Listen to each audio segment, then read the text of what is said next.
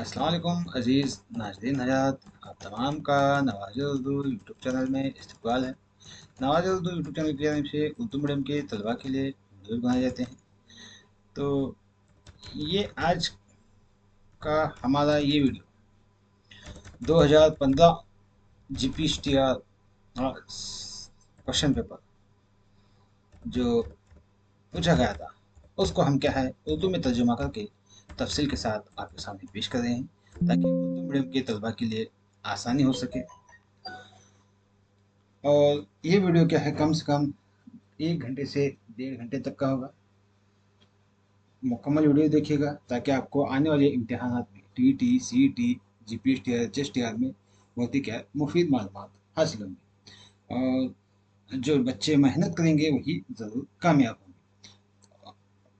तो अभी से क्या है पढ़ाई शुरू करो, क्योंकि चंद महीनों के अंदर क्या है हुकूमत कर्नाटक कॉल फॉर्म करने वाली है। तो उसी के पेश नज़र हम आपके सामने ये वीडियो लाए हैं। तो चलो हम अब शुरू करते हैं। तो उस वक्त क्या है, सिर्फ समाज साइंस का जो क्वेश्चन पेपर था 175 से 150 तक के क्वेश्चन सवाल, तो ये सिर्फ क्या है उस वक्त कन्नड़ा और अंग्रेजी वर्जन में थे। तो इसीलिए हम क्या है इसको उर्दू में तर्जुमा करके लाए हैं। तो हमारा पहला सवाल था 75वां, प्लासी जंग के नताइज क्या हैं पूछे गए। प्लासी जंग के नताइज में यहाँ पर चार ऑप्शन, चार इंतखाबात हैं। क्या हैं? सिराजुद्दौला मारा गया प्लासी जंग में। बरतानवियों ने 24 परगना पर जमींदारों के हुकूक हासिल करें। मीर जाफर बंगाल का नवाब बना। दोहरी हुकूमत मुतारफ कराई गई। इस तरह से क्या है ये चार ऑप्शन है। इसमें क्या है, चार में कौन कौन से सही हैं? पहला ऑप्शन है ए बी डी सही है, या ए बी सी सही है, या ए सी बी डी सही है, या ए सी डी सही है। तो इस तरह से क्या है ऑप्शन है। तो सही ऑप्शन क्या है? बी, दूसरा ऑप्शन। दूसरा ऑप्शन क्या है हमारा? A B C. ये क्या है सही है, दूसरा ऑप्शन क्या है? A B C. तो आप देखिएगा इसके मतलब हम मजीद जानकारी हासिल करें तो सिराजुद्दौला की मौत हुई प्लासी जंग कब? 1757 ईस्वी में हुई। पहली जंग आज़ादी के बराबर 100 साल पहले प्लासी की जंग हुई।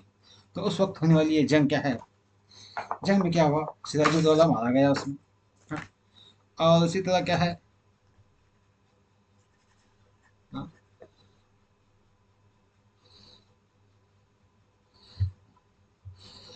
सिराजुद्दौला मारा गया। जंग में शिकस्त के बाद सिराजुद्दौला को क्या है गिरफ्तार कर लिया गया, और मीर जाफर के बेटे मीर उनके हुक्म पर कत्ल कर दिया गया। जाफर के बेटे मीर उनके हुक्म पर क्या है किसी सिराजुद्दौला को कत्ल कर दिया गया। तो ये पहला ऑप्शन दुरुस्त है। दूसरा ऑप्शन क्या है? मीर जाफर का नवाब बनना। मीर जाफर को जंग ने जिसने जंग में गद्दारी की थी, अंग्रेजों ने क्या है उसको बंगाल का नवाब बनाया, क्योंकि गद्दारी सिराजुद्दौला का आ, फौज का सिपहसालार था। तो उसने क्या है जंग प्लासी में क्या है गद्दारी करने की वजह से क्या है अंग्रेजों का हाथ मिलाने की वजह से सिराजुद्दौला मारा गया और मीर जाफर नवाब बना। ये भी सब सही है। तीसरा ऑप्शन क्या है? 24 परगना के हुक्म। मीर जाफर ने नवाब बनने के बाद बदले में क्या किया? 24 परगना यानी जमीन के इलाके, परगना यानी जमींदार के हुकूक यानी ईस्ट इंडिया कंपनी को दे दी, जो अंग्रेजों की कंपनी थी। तो इसलिए क्या है तीसरा भी दुरुस्त है ये प्लासी जंग के नताइज में। तो चौथा ऑप्शन क्या है? दोहरी हुकूमत। दोहरी हुकूमत है ना, डुअल गवर्नमेंट का निज़ाम दरअसल मीर कासिम को हटाने के बाद, बक्सर की जंग के बाद, बक्सर की जंग कभी 1764 में हुई। तो उसके बाद 1765 में रॉबर्ट क्लाइव ने क्या है ये मुतारफ कराया था। कौन सा? दोहरी हुकूमत का। ये प्लासी जंग का फौरी सबब नहीं है, इसलिए क्या है ये ऑप्शन क्या है, ये डी क्या है यहाँ पर गलत होता है। तो इसलिए क्या है सेकंड ऑप्शन सही है। अगला सवाल देखिएगा। तीसरी एंग्लो मैसूर जंग के दौरान, तीसरी एंग्लो मैसूर जंग के दौरान बरतानवी गवर्नर जनरल कौन थे? बरतानवी गवर्नर लॉर्ड कॉर्नवालिस थे, या लॉर्ड डलहौजी थे, लॉर्ड हेस्टिंग्स थे, या रॉबर्ट क्लाइव। तो दुरुस्त जवाब क्या है यहाँ पर, क्या है, पहला ऑप्शन लॉर्ड कॉर्नवालिस थे, जिनकी तस्वीर आप यहाँ पर तस्वीर में देख सकते हैं, इस स्क्रीन पर देख सकते हैं। यही क्या है, उस वक्त के तीसरे एंग्लो मैसूर जंग के बरतानवी हुकूमत के गवर्नर जनरल थे। तो ये क्या है, इन 1790 से 1792 तक क्या है, मैसूर के हुक्मरान टीपू सुल्तान और British India east India company के दरमियान लड़ाई हुई, तीसरी एंग्लो मैसूर जंग। तो ये इस वक्त में 1970 से 1972 के दरमियान। तो इस जंग के दौरान लॉर्ड कॉर्नवालिस क्या है, British India east India company के गवर्नर जनरल थे। इन्होंने जाती तौर पर बरतानवी अफवाज की कमानदारी संभाली। तो उसी तरह ये जंग है श्रीरंगपट्टन के माहिदे पर खत्म, हाँ, जिसके तहत टीपू सुल्तान को अपनी रियासत का एक बड़ा हिस्सा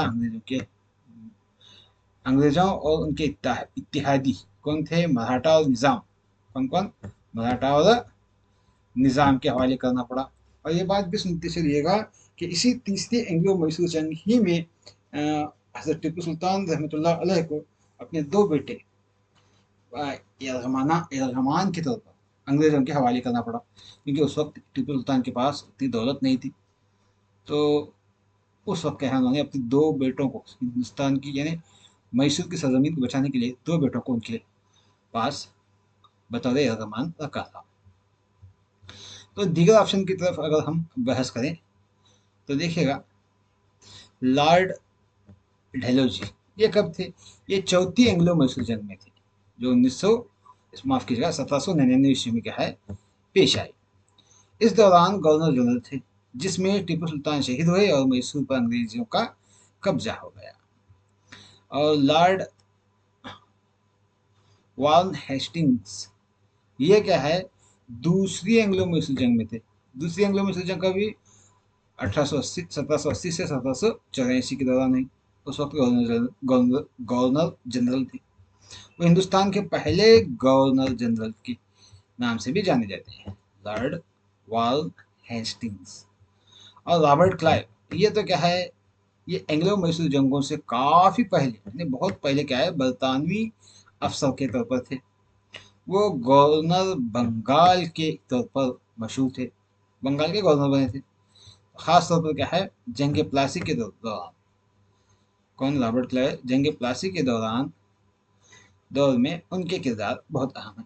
तो लिहाजा इसीलिए क्या है यहाँ पर तीसरी एंग्लो मैसूर जंग जो 1900 माफ कीजिएगा 1790 से 1792 के दौरान बरतानवी गवर्नर जनरल लॉर्ड कॉर्नवालिस उस वक्त मौजूद थे।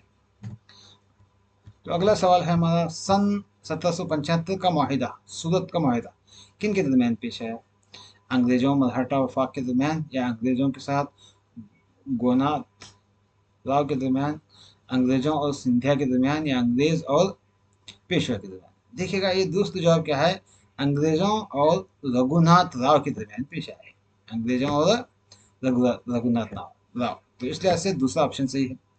देखिएगा इस तफसील अगर जाने तो माहिदा सूरत ये मार्च 1775 ईस्वी को ईस्ट इंडिया कंपनी और रघुनाथ राव इन दोनों के दरमियान पेश आया मार्च 1775 में। इसका पस मंजर क्या था, क्यों पेश आया, देखिएगा रघुनाथ राव जो कि एक पेशवा थे, पेशवा के ओहदे के दावेदार थे। उनको मराठा सरदारों की काउंसिल से मुस्तरद कर दिया गया था, निकाला गया था मराठा सरदारों के से। तो इसलिए क्या है वो दोबारा पेशवा बनने के लिए क्या किया था, अंग्रेजों की कंपनी ईस्ट इंडिया कंपनी की मुंबई काउंसिल से फौजी मदद के लिए बेताब थे, फौजी मदद चाहते थे। उसीलिए क्या है ये माहिदा पेश आया, कौन सा, सूरत का माहिदा। इस माहिदे की शराइत क्या थी, देखिएगा इस माहिदे के तहत रघुनाथ राव ने बरतानवी मदद के इवज क्या है, बरतानवी हुकूमत अगर रघुनाथ राव की मदद करे तो उसके इवज क्या है वो सालसेट और बेसन, इन दोनों इलाकों को क्या है, इलाके और सूरत और भरूच की आमदनी का कुछ हिस्सा अंग्रेजों के हवाले करना था, कर दिया। तो नतीजे में क्या हुआ, यह माहिदा पहली एंग्लो मराठा जंग के आगाज का फौरी सबब बना। सूरत का माहिदा क्या है, पहली एंग्लो मराठा जंग हो इसके नतीजे में। तो इसलिए क्या है, दूसरा ऑप्शन दुरुस्त जवाब है। दीगर ऑप्शन की तरफ अगर हम जाएं तो अंग्रेजों और मराठा वफाक, ये माहिदा मराठा वफाक के अहम हुकूमती धड़े के साथ नहीं, बल्कि एक अंदरूनी बागी लीडर रघुनाथ राव के साथ हुआ। तो ये रघुनाथ राव क्या एक बागी लीडर था। तो बाद में क्या है, पहली एंग्लो मराठा जंग का माहिदा सालबाई माहिदे के जरिए खत्म हुआ। कौन सा, पहली एंग्लो मराठा जंग। उस जो क्या है अंग्रेजों और मराठा वफाक जिसकी नुमाइंदगी की नाना पाटे नाना फडनवीस ने की थी, उनके दरमियान हुई माहिदा सालबाई हुआ। और इसी तरह अंग्रेजों और तीसरा ऑप्शन अगर देखें तो अंग्रेजों सिंधिया सिंधिया मराठा वफाक के एक अहम सरदार थे, लेकिन माहिदा सूरत पर उनका क्या है बरास्त उन्हें से उन्होंने दस्तखत नहीं की थी। अंग्रेजों और पेशवा की अगर बात करें तो ये माहिदा बाकायदा पेशवा जो उस वक्त सवाई माधव राव स्वम से नहीं था, बल्कि पेशवा के अहदे के एक हरीफ रघुनाथ राव से किया गया था। यानी सूरत का माहिदा खास करके रघुनाथ राव और अंग्रेजों के दरमियान होने वाला एक माहिदा था। अगला सवाल देखिएगा, कलकत्ता में एशियाई सोसाइटी ऑफ बंगाल कयाम कयाम किसने किया, विलियम जोन्स या जूनाथ चार्ल्स ग्रांट या मैकाले। तो दूसरा जवाब क्या है, विलियम जोन्स ने किया। क्या किया, पहला ऑप्शन विलियम जोन्स ने किया। हाँ।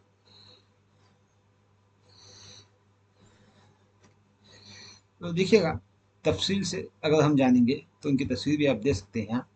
एशियाई सोसाइटी ऑफ बंगाल का कयाम 15 जनवरी 1900 माफ कीजिएगा 15 जनवरी 1784 को कलकत्ता में कायम हुआ। उस वक्त क्या है उसकी हिंदुस्तान की दारुल हुकूमत माना जाता था। तो उसके बानी सर विलियम जोन्स, उसके बानी कौन, सर विलियम जोन्स थे, जो एक मारूफ माहिर लिसानियात और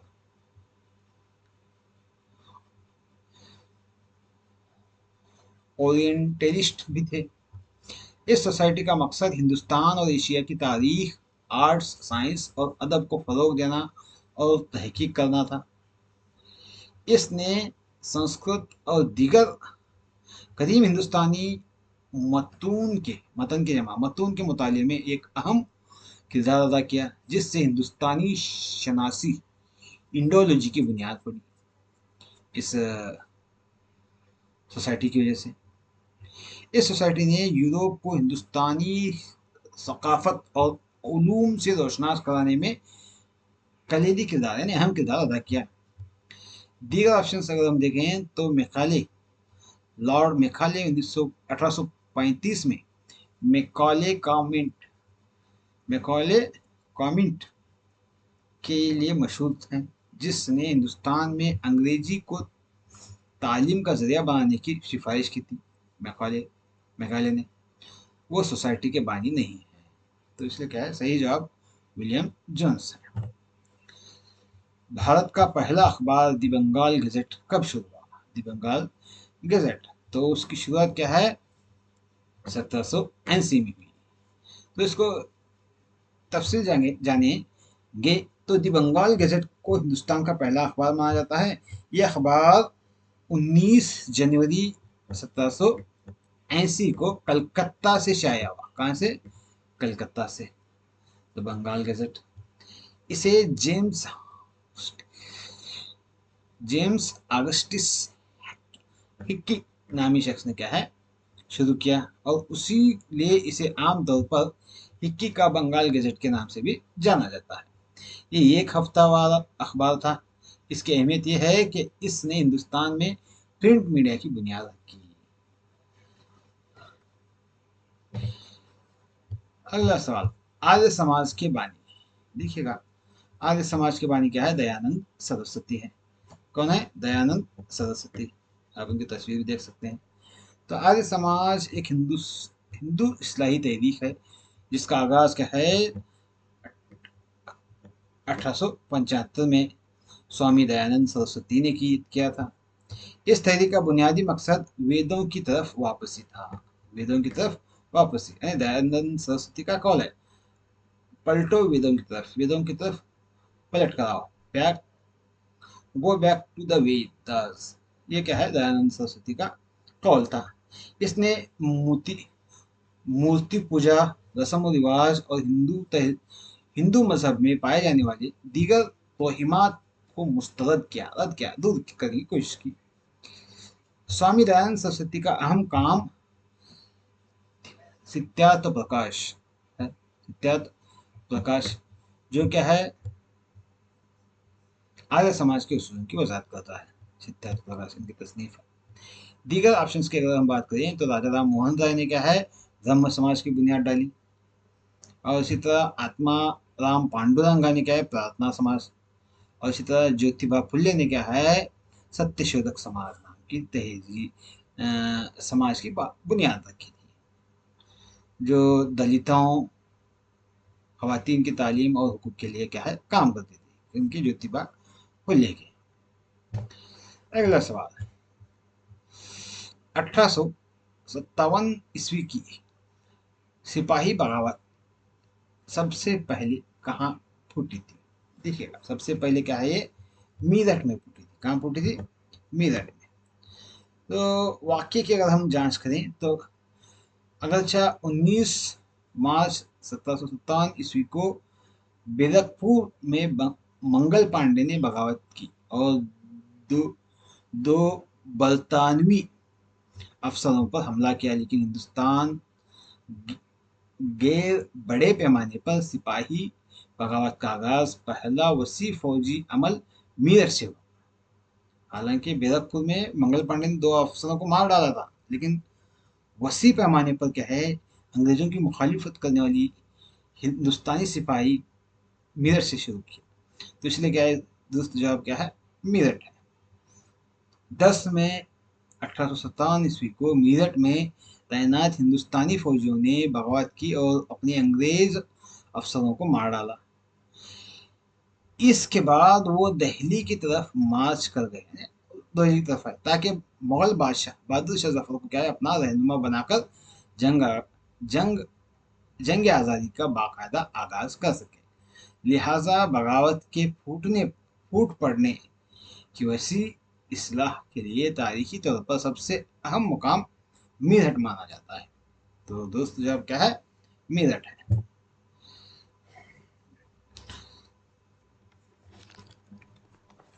उसके बाद अगला सवाल है, मुंबई में मुनक्कद होने वाला इंडियन नेशनल कांग्रेस के पहले इजलास का दौरानिया यानी कहाँ से कहाँ तक था? तो उसका दौरानिया क्या है?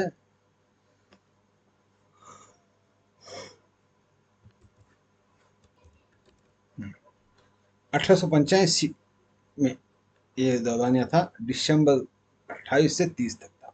दिसंबर 28 से 30 तक। तो दूसरा जवाब क्या है? दूसरा ऑप्शन। क्या है? दूसरा ऑप्शन क्या है? दूसरा जवाब है। तो देखिएगा, इस इंडियन नेशनल कांग्रेस के बारे में जानने की कोशिश करें तो इंडियन नेशनल कांग्रेस का कयाम 1885 में हुआ। इसका पहला इजलास असल में पूना में होना था, लेकिन वहाँ हैजे की वबा फैलने की वजह से क्या है? उसे मुंबई मुंतकिल किया गया। तो सबसे पहला इजलास क्या है? मुंबई में हुआ। इस इजलास ग्वालियर के करीब वाक़या गोकुलदास तेजपाल संस्कृत कॉलेज में हुआ। गोकुलदास तेजपाल में, जो 28 दिसंबर 1885 को शुरू हुआ और 30 दिसंबर 1885 को ख़त्म हुआ। तो 28 से 28, 29, 30 3 दिन का क्या है ये इजलास किया गया। इस इजलास में पूरे हिंदुस्तान से 72 नुमाइंदे शरीक थे। कितने? 72। इसकी सदारत डब्ल्यू.सी. बनर्जी ने की थी। इसका मकसद एक ऐसी तंजीम बनाना था जो हिंदुस्तान की सियासी, समाजी और इक्तिसादी मसाइल पर बरतानवी हुकूमत से बात करे। यही मकसद से क्या ये कयाम किया गया था। अगला सवाल देखिए, ऑपरेशन पोलो का अहम मकसद क्या था? ऑपरेशन पोलो, देखिए, सरहदी इलाकों की हिफाजत करना था, या कश्मीर को भारत में शामिल करना, या भोपाल मंसूबे का नफाज, या हैदराबाद ऑपरेशन। तो दूसरा जवाब क्या है? हैदराबाद ऑपरेशन है। क्या है? हैदराबाद ऑपरेशन। देखिएगा, ऑपरेशन पोलो दरअसल हैदराबाद रियासत को भारतीय यूनियन में शामिल करने के लिए क्या है? भारतीय यूनियन में शामिल करने के लिए की गई फौजी कार्रवाई को कहा जाता है। कब हुआ ये? 1948 ईस्वी में, माफ कीजिएगा, ये 1948 ईस्वी में क्या है? ऑपरेशन पोलो किया गया। क्यों हुआ? आज़ादी के वक्त हैदराबाद के निज़ाम ने हिंदुस्तान या पाकिस्तान में शामिल होने के बजाय आज़ाद रहने का फैसला किया था। तो भारतीय हुकूमत ने इसको एक फौजी कार्रवाई के जरिए ज़बरदस्ती शामिल करने का फैसला किया, ताकि इस इलाके को बाकी मुल्क के साथ जम किया जा सके। मकसद क्या था इस ऑपरेशन पोलो का? देखिएगा, इस ऑपरेशन का वाहिद मकसद हैदराबाद रियासत को पुरअमन तरीके से बातचीत के नाकाम होने के बाद ताकत के जरिए भारतीय यूनियन का हिस्सा बनाना था। चूंकि ये फौजी कार्रवाई हैदराबाद के खिलाफ थी, इसलिए इसे हैदराबाद ऑपरेशन भी कहा जाता है। हैदराबाद ऑपरेशन के नाम से भी जाना जाता है ऑपरेशन पोलो को। तो एनी बेसेंट ने होम रूल लीग की तशहीर के लिए जो हफ्त रोजा अखबार शुरू किया था, वो क्या था? उसका नाम क्या था? केसरी था, डेली डेली क्रॉनिकल था, या यंग इंडिया था, या कॉमनवेल्थ था? तो दोस्त जवाब क्या है? कॉमनवेल्थ था। क्या? कॉमनवेल्थ। फोर्थ ऑप्शन सही है। तो कॉमनवेल्थ, देखिएगा, एनी बेसेंट बरसगैर की तहरीक आज़ादी की एक अहम रहनुमा और होम रूल लीग की बानियों में से थे। इन्होंने हिंदुस्तान के खुद हुक्मरानी रूल, होम रूल तस्वुर को फैलाने के लिए दो अहम अखबार शुरू किए, जिसमें एक था न्यू इंडिया, एक रोज़ा अखबार था, और एक क्या है? कॉमनवेल्थ, एक हफ्त रोज़ा था। क्या था? हफ्त रोज़ा। तो न्यू इंडिया और कॉमनवेल्थ, ये दोनों क्या है? एनी बेसेंट के अखबार हैं। न्यू इंडिया क्या है? एक रोज़ा, और हफ्त रोज़ा क्या है? कॉमनवेल्थ था। तो सवाल में खास तौर पर क्या है? हफ्त रोज़ा का जिक्र है। तो इस लिहाज से क्या है? कॉमनवेल्थ क्या है? दोस्त जवाब क्या है? कॉमनवेल्थ। दीगर ऑप्शन देखें तो केसरी, ये मराठी जबान का अखबार था जो बाल गंगाधर तिलक ने क्या है? शुरू की थी, जो खुद भी एक अलग होम रूल लीग के बानी थे। तो अगला, डेली डेली क्रॉनिकल, ये ईस्ट इंडिया एनी बेसेंट या होम रूल लीग से मुताल्लिक नहीं है। तो यंग इंडिया, ये क्या है? हफ्त रोजा जजीरा, जरीदा जो महात्मा गांधी जी ने शाया किया था। कौन? महात्मा गांधी जी का। तो इस तरह से क्या है? ये अखबार हैं। अगला, जेगराट, देखिएगा, यहाँ तस्वीर, जेगराट की तस्वीर भी देख सकते हैं। ये खास करके 8वीं जमात में आप जान सकते हैं। ये क्या है? जेगराट क्या है? इबादत की जगह है। क्या है? इबादत की जगह। देखिएगा जेगराट के बारे में। जेगराट कदीम मेसोपोटामिया की तहजीबों जैसे सुमेरी, अकादी और बाबली, ये मेसोपोटामिया की मुख्तलिफ तहजीबें। हम क्या है? सिर्फ हमें मेसोपोटामिया तहजीब के बारे में जानते हैं। तो वहाँ पर क्या ये तस्वीर आती है। उसकी एक खास मशहूर इमारत थी, तामीराती शक्ल कैसी थी इसकी? ज़िगुराट एक बहुत बड़ा सीढ़ियों वाला अहरामी टावर होता है जो ऊपर की तरफ क्या है, कई सतहों पर मुश्तमिल था। ये उम्मूमन मिट्टी की ईंटों से बनाया गया था। बुनियादी मकसद, ये बनाने का मकसद क्या था? ये एक मंदिर है। क्या है? एक मंदिर यानी इबादत गाह है। लोग इसकी पूजा पाठ किया करते थे। मजहबी और रूहानी मरकज था ये। मजहबी और रूहानी मरकज। नजरिए की अगर बात करें तो लोग ये मानते थे कि ये बुलंद वाला टावर या पहाड़ आसमान और जमीन के दरमियान एक पुल का काम करते हैं, और देवताओं की तरह देवता उसकी सबसे ऊपरी सतह पर वाक़या मंदिर में कयाम करते हैं, और शहर के सरपरस्त देवता को इज्जत देने के लिए हर शहर में एक ज़ियारत बनाया गया। रसाई अगर बात करें तो यहाँ पर क्या है, गरीब लोग, निचले तबके के लोग क्या है, सिर्फ निचले हिस्से में आते थे, और आला तबके के लोग ऊपरी हिस्से में चढ़ कर क्या है, अपनी इबादतें किया करते थे। तो खास करके ज़ियारत एक मसनवी पहाड़ है जो इबादत के तौर पर इस्तेमाल किया गया था, बनाए गए थे। तो इसलिए बनाए गए थे कि मेसोपोटामिया तहजीब के जो लोग थे वो पहले एक पहाड़ में रहा करते थे, यानी जंगल में रहा करते थे। वो पहाड़ों की पूजा पाठ किया करते थे। जब वो मैदान इलाके में यानी मेसोपोटामिया यानी इराक की इलाके में आए तो वहाँ पर क्या है, उन्हें सुनसान ज़मीन, खाली ज़मीन में पहाड़ नजर नहीं आए, इसलिए क्या उन्होंने मसनवी पहाड़ बनाकर अपनी इबादत करना शुरू की। हाँ, अगला सवाल। चिन चम चिनपाज छिम्पाज चिनप्पा चिनमपाज इस तहजीब में पाए गए चिनम्पाज। देखिएगा, चिनम्पाज खास करके ये तहजीबें, अंका तहजीब, माया तहजीब, रोमी तहजीब और एजेटिक तहजीब, ये खास करके क्या है, अ, आठवीं जमात में है, लेकिन ये इतनी तफसील से वहाँ पर नहीं है, मैंने पढ़ा है। तो ये तस्वीर जो देख रहे हैं ये चिनम्पाज के बारे में बताते हैं। क्या है ये एजेटिक तहजीब की में पाए जाते हैं।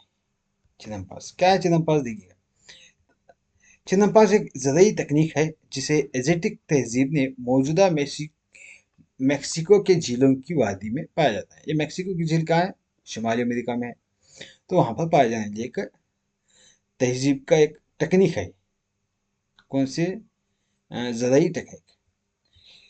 चिनिम्पा दरअसल तीराकी करने वाले या तीरने वाले बाग का है, कहते हैं इसको, जो झीलों की अथली जगहों पर यानी मिट्टी, कीचड़ और पौधों के मवाद को एक साथ जमा करके मुस्ततील शक्ल के छोटे मसनवी जजीरे बनाए जाते हैं, जिस जो आपको तस्वीर में देख सकते हैं। तो ऐसे बनाए गए थे। ये निज़ाम एजेटिक सल्तनत के दारुल हुकूमत तेनूचट्टलान को को खुराक फराहम करने के लिए बेहद अहम था। इसकी जरखेज़ी की वजह से साल में कई फसलें हासिल की जाती थी। ये तकनीक खास तौर पर एजेटिक तहजीब से वाबस्ता है। तो इसलिए क्या है, फोर्थ ऑप्शन दुरुस्त जवाब। अगला सवाल। पाटलिपुत्रा में मुनक्कद होने वाली पहली पहली जैन कॉन्फ्रेंस के सदर कौन थे? पहली जैन कॉन्फ्रेंस के सदर। तो यहाँ पर अगर हम देखें तो दुरुस्त जवाब क्या है? तीसरा है, स्थूलभद्रा। स्थूलभद्रा क्या है? इस कॉन्फ्रेंस के सदर थे।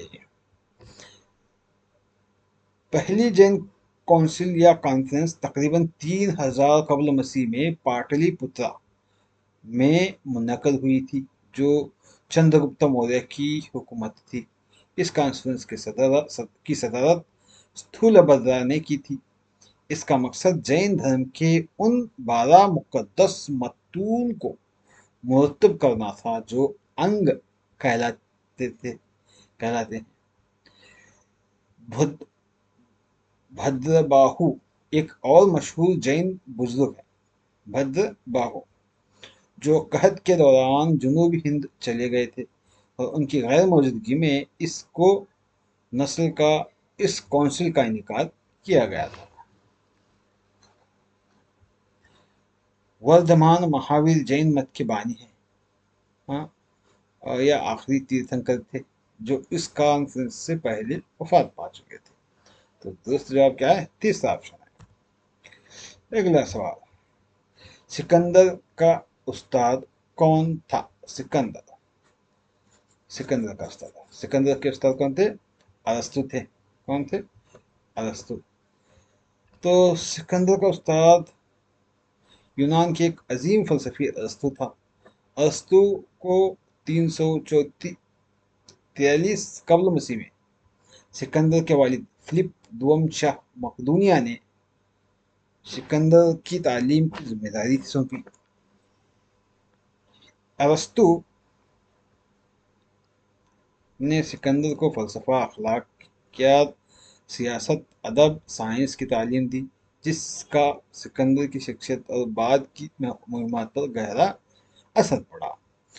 तो अगर दीगर ऑप्शन की अगर हम बात करें तो सकरात और अफलातून भी अजीम यूनानी फलसफी थे, लेकिन वो अरस्तु से पहले के दौर में थे। सिकंदर के उस्ताद नहीं थे। फिलिप क्या है? सिकंदर का बाप था।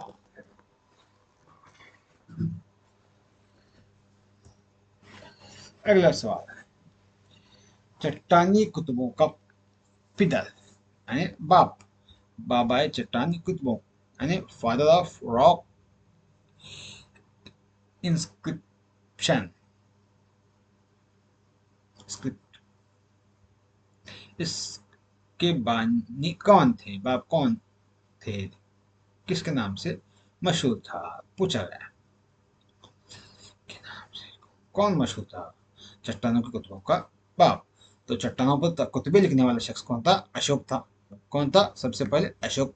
इसलिए क्या है, उसको चट्टानों के कुतुबों का पितर या बाप कहा जाता है, बाबाए कुतबा कहा जाता है। ये क्या है, मौर्य खानदान के मशहूर शहंशाह थे। हिंदुस्तान में चट्टानों के कुतुबों का पितर के नाम से जाना जाता है। इसकी वजह ये थी कि इन्होंने अपने अहकामात और मजहबी पैगामात को पत्थरों, सुतूनों, गारों की दीवारों पर कुंदा कराया था, लिखवाया था। ये खुतबे हिंदुस्तान और उनके उससे बाहर कई मुकामात पर पाए जाते हैं। ये हिंदुस्तान में पत्थरों पर कुतबा नवीशी का सबसे पहला और बड़े पैमाने पर किया जाने वाला सबूत है। अगला सवाल, इनमें से कौन सा कालिदास का ड्रामा नहीं है? देखिएगा, शकुंतला, मालविंग मालविका, गनिमित्रा, रघुवंशा और मेघदूता, ये 4 ऑप्शन है। तो इसमें क्या है, 2 ऑप्शन। दूसरा जवाब क्या है? रघुवंशा और मेघदूता, ये दोनों भी क्या है, इनके ड्रामे नहीं है। देखिएगा, यहाँ पर अगर हम ड्रामों की बात करें तो शकुंतला, मालविका, गनी गनिमित्रा और विक्रमावुषी हैं, ये तमाम तीनों क्या हैं, ड्रामे हैं। अगर नज़्मों की बात करें तो रघुवंशा, मेघदूता, ये दोनों भी क्या है, नज़्में हैं। हाँ, क्या है, नज़्में हैं। तो इस लिहाज से क्या है, पहला ऑप्शन शकुंतला ड्रामा है और मालवी का गनिमित्रा क्या है, ये भी ड्रामा है। तो सवाल क्या है, ड्रामा नहीं है पूछा गया है। रघुवंश एक महाकाव्य यानी नज़म है, काव्य है, महाकाव्य, ड्रामा नहीं है। और मेघदूता ये भी एक नज़म है, ये भी ड्रामा नहीं है। तो मुमकिन जवाब क्या है, 3 और 4 है। तो ऑप्शन क्या है, ये दोनों भी हो सकते हैं। अगला सवाल, आइन की 46वीं तरमीम के जरिए तालीम को किस आर्टिकल के तहत एक बुनियादी हक बनाया गया है? तो आर्टिकल 21A है। क्या है 21A? तो सेकंड ऑप्शन क्या है, सही है। देखिएगा, तशरीह अगर देखें तो आइन की 46वीं तरमीम 2002 में नाफिज की गई। कब? 2002 में,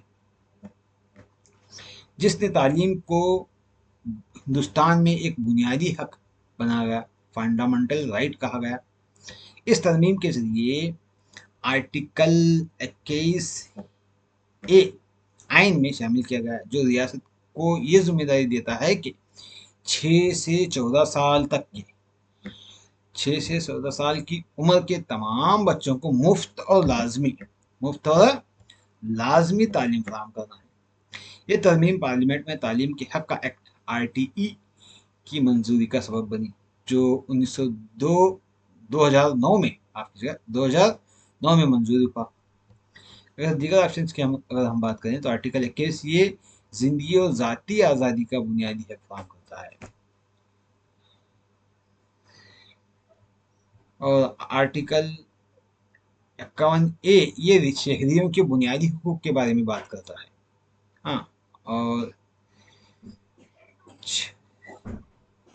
जिसमें क्या है 46वीं तरमीम ने 51 आर्टिकल 51 ए के को शामिल किया, जो कि वालिदैन और सरपरस्त को अपने बच्चों को तालीम फराहम करने का फर्ज देता है। आर्टिकल 45 की अगर हम बात करें तो ये रियासत के पॉलिसी के रहनुमाई उसूल डीपीएसपी में शामिल है।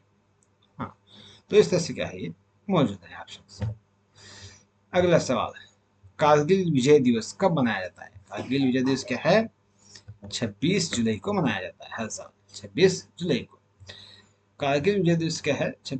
ये 26 जुलाई। ये दिन 1999 की कारगिल जंग में पाकिस्तानी फौज भारत की फतह, पाकिस्तानी फौज पर क्या है, भारत की फतह और मुल्क की हिफाजत में अपनी जानें कुर्बान करने वाले भारतीय फौजियों की बहादुरी और कुर्बानियों को याद करने के लिए वक्फ किया गया है। तो इसलिए क्या है, 26 जुलाई को हिंदुस्तानी फौज ने कारगिल जंग की, माफ कीजिएगा, फौज ने कारगिल की बुलंद चोटियों पर कामयाबी से दोबारा कब्जा कर लिया था और ऑपरेशन विजय को कामयाब करार दिया था। तो इसलिए क्या है, 26 जुलाई को क्या है, कारगिल दिवस मनाया जाता है, कारगिल विजय दिवस। अगला सवाल, सदर उस मौके पर इमरजेंसी का ऐलान नहीं कर सकता। देखिए सवाल क्या है, नहीं कर सकता ऐलान कब? जब आइन के एजा नाकाम हो जाए, या जब मुल्क के किसी भी इलाके की सलामती को खतरा हो, या बैरूनी हमला हो, या जब मुल्क में माली हालत खराब हो जाए, या जब मालियाती किल्लत हो, तो कब नहीं कर सकते? दोस्त जवाब क्या है, फोर्थ वन है। क्या है? फोर्थ वन, चौथा ऑप्शन है। जब मालियाती किल्लत हो तब क्या है, सदर हिंद इमरजेंसी नाफिज नहीं कर सकते। क्यों? देखिएगा, हिंदुस्तानी आइन के मुताबिक सदर के पास 3 किस्म की इमरजेंसी नाफिज करने के इख्तियार हैं। तो सबसे पहला क्या है, कौमी इमरजेंसी, नेशनल इमरजेंसी है। ये आर्टिकल 352 के तहत जंग, बैरूनी हमले या मुसल्लह बगावत की सूरत में किया जा सकता है। दूसरा ऑप्शन है। और दूसरा क्या है, रियासती इमरजेंसी, यानी या सदारती राज जिसे कहा जाता है। ये क्या है, आर्टिकल 356 के तहत जब किसी रियासत में आइनी निज़ाम नाकाम हो जाए तब किया जा सकता है। तो पहला ऑप्शन है, तो वो भी नहीं है। तीसरा ऑप्शन क्या है, तीसरी इमरजेंसी कब है, मालियाती इमरजेंसी, फाइनेंशियल इमरजेंसी, आर्टिकल 360 के तहत जब मुल्क की माली हालत या क्रेडिट को खतरा हो, तो उस वक्त क्या है, ये इमरजेंसी लागू की जा सकती है। तो ये क्या है, ऑप्शन नंबर 3 है। तो ऑप्शन नंबर 4 क्या है, मालियाती किल्लत ने पैसों की कमी होने पर क्या है, यहाँ पर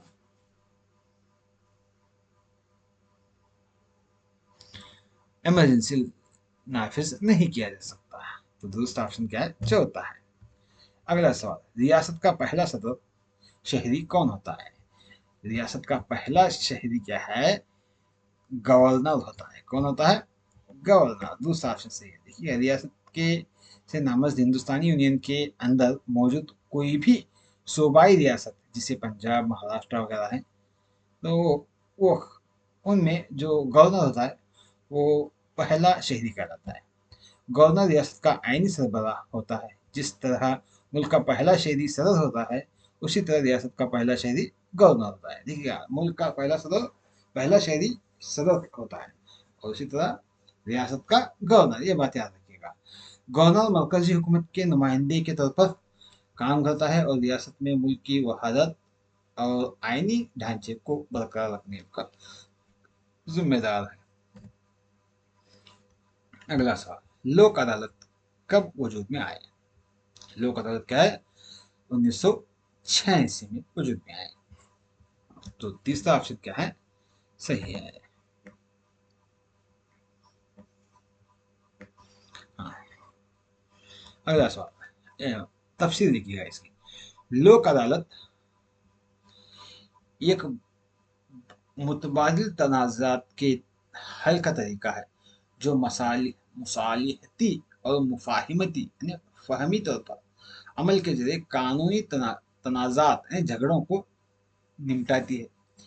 अगरचे पहली लोक अदालत का क़याम 1982 में गुजरात में अमल में आया, लेकिन इसे कानूनी हैसियत हासिल नहीं हुई और मुस्तकिल बुनियादों पर तस्लीम उस वक्त मिला जब लीगल सर्वी लीगल सर्विसेज अथॉरिटीज एक्ट जो 1987 में मंजूर हुआ, उस वक्त का इसको माना गया। तो इस लिहाज से ताहम अक्सर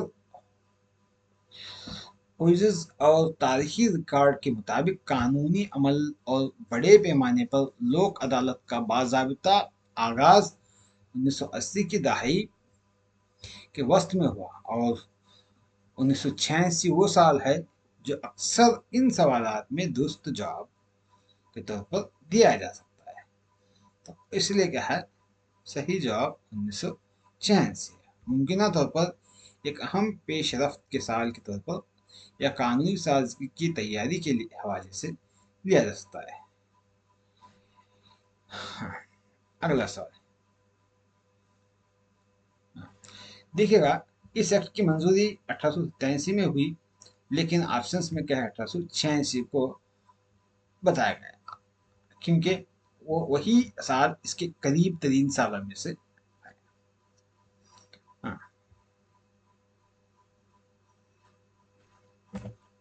अगला सवाल, अछूतपन जराइम एक्ट में 1976 में तरमीम करके क्या नाम दिया गया? तो इसको शहरी हुकूक का तहफ़्फ़ुज़ एक्ट का नाम दिया गया। अछूतपन जराइम एक्ट को शहरी हुकूक का तहफ़्फ़ुज़ एक्ट कहा गया।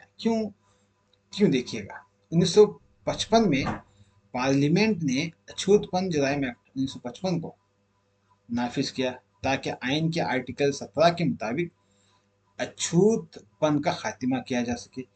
लेकिन 1976 में इस एक्ट में ज़्यादा सख्त सजाओं और वसी दायरे कार के साथ तरमीम की गई और इसका नाम भी बदल दिया गया, शहरी हुकूक का तहफ़्फ़ुज़ एक्ट रखा गया। तो इसलिए क्या है, दुरुस्त जवाब क्या है, सेकंड वन है। अगला सवाल, 2011 की मरदमशुमारी के मुताबिक सबसे कम आबादी वाली रियासत कौन सी है? तो सबसे कम आबादी वाली रियासत क्या है? सिक्किम है। आप हिंदुस्तान के इस नक्शे में देख सकते हैं, ये हिस्सा यहाँ पर जो है सिक्किम। तो यहाँ पर क्या है, ये सिक्किम का बड़ा नक्शा बताया गया, तो जिसके अंदर क्या है, 4 जिले हैं सिक्किम के अंदर। तो ये क्या है, सबसे कम आबादी वाला इलाका है 2011 की मरदम शुमारी के मुताबिक। अब 2011 के बाद अब तक तो मरदम शुमारी नहीं हुई। अब अगले साल इंशाल्लाह हमारी मरकजी हुकूमत क्या है, इसकी मरदम शुमारी शुरू करने वाली है 2026-27 के मौके पर, क्योंकि कोरोना की वजह से क्या है, वो मरदम शुमारी रुक गई थी। तो जो 10 साल में एक मरतबा की जाती है मरदम शुमारी, 2011 के बाद 2021 में करना था, कोरोना की वजह से नहीं किया गया, तो बाद में इंशाल्लाह उसको क्या है 2026-27 में करने का इरादा किया है फिल वक्त हुकूमत ने। तो देखिएगा, इसकी तशरीह देखें तो 2011 की मरदमशुमारी के मुताबिक सिक्किम हिंदुस्तान की वो रियासत है जिसकी आबादी सबसे कम थी। इसकी कुल आबादी तकरीबन 6.1 लाख थी। तो अरुणाचल प्रदेश की आबादी सिक्किम से ज़्यादा है और केरला और मेघालय की आबादी सिक्किम और अरुणाचल प्रदेश दोनों से भी ज़्यादा है। तो दूसरा जवाब क्या है, सिक्किम है। अगला सवाल, इंटरनेशनल लेबर ऑर्गेनाइजेशन ILO का हेड क्वार्टर कहाँ है? तो इसका हेड क्वार्टर क्या है, जिनवा में है। कहाँ है, जिनवा। ये जिनवा कहाँ आता है, जिनवा यूरोप यूरोप मुल्क बरआज़म यूरोप के स्विट्जरलैंड के इलाके में, यहाँ पर है जिनवा, स्विट्जरलैंड में पाया जाने वाला जिनवा है जो पॉइंट है, ये क्या है, जिनवा है। तो दूसरा जवाब क्या है, जिनवा है। ये इंटरनेशनल लेबर ऑर्गेनाइजेशन अक़वाम मुत्तहिदा की एक खसूसी एजेंसी है जो मजदूरों के हुकूक, बेहतर काम के हालात और समाजी इंसाफ को फ़रोग़ देती है। इसका हेड क्वार्टर जिनवा स्विट्जरलैंड में मौजूद है, स्विट्जरलैंड के जिनवा शहर में। याद रखिएगा। अगला सवाल, यूएनओ अक़वाम मुत्तहिदा ने इंसानी हुकूक का ऐलान कब किया? तो वो क्या है, 10 दिसंबर 1948 में किया। अक़वाम मुत्तहिदा की जनरल असम्बली ने इंसानी हुकूक का आलमी ऐलान 10 दिसंबर 1948 को पेरिस में अपनाया था। कहाँ, पेरिस शहर में इसका ऐलान किया। तो इसी दिन की याद में हर साल यौम इंसानी हुकूक मनाया जाता है। 10 दिसंबर को क्या है, यौम इंसानी हुकूक मनाया जाता है। तो दूसरा जवाब सेकंड आता है। अगला सवाल, एपिक का मुकम्मल नाम क्या है? एपिक ये क्या है, आइडेंटिटी कार्ड है इलेक्शन का, इलेक्शन कमीशन ऑफ इंडिया का आइडेंटिटी कार्ड, जिसको एपिक शॉर्ट फॉर्म कहते हैं। तो एपिक का मुकम्मल नाम क्या है, इलेक्ट्रल फोटो आइडेंटिटी कार्ड है। इलेक्ट्रल फोटो आइडेंटिटी कार्ड जो भारत के इलेक्शन कमीशन ने क्या है, वोट डालने के अहल शहरियों को दिया जाता है, वोटर आईडी, ताकि उनकी शनाख्त की तस्दीक की जा सके और इंतखाबी फहरिस्त में वोटर के इंदराज को यकीनी बनाने के लिए क्या है, ये किया जाए। ये कार्ड आमतौर पर क्या है, वोटर आईडी कार्ड के नाम से भी जाना जाता है, एपिक कार्ड को।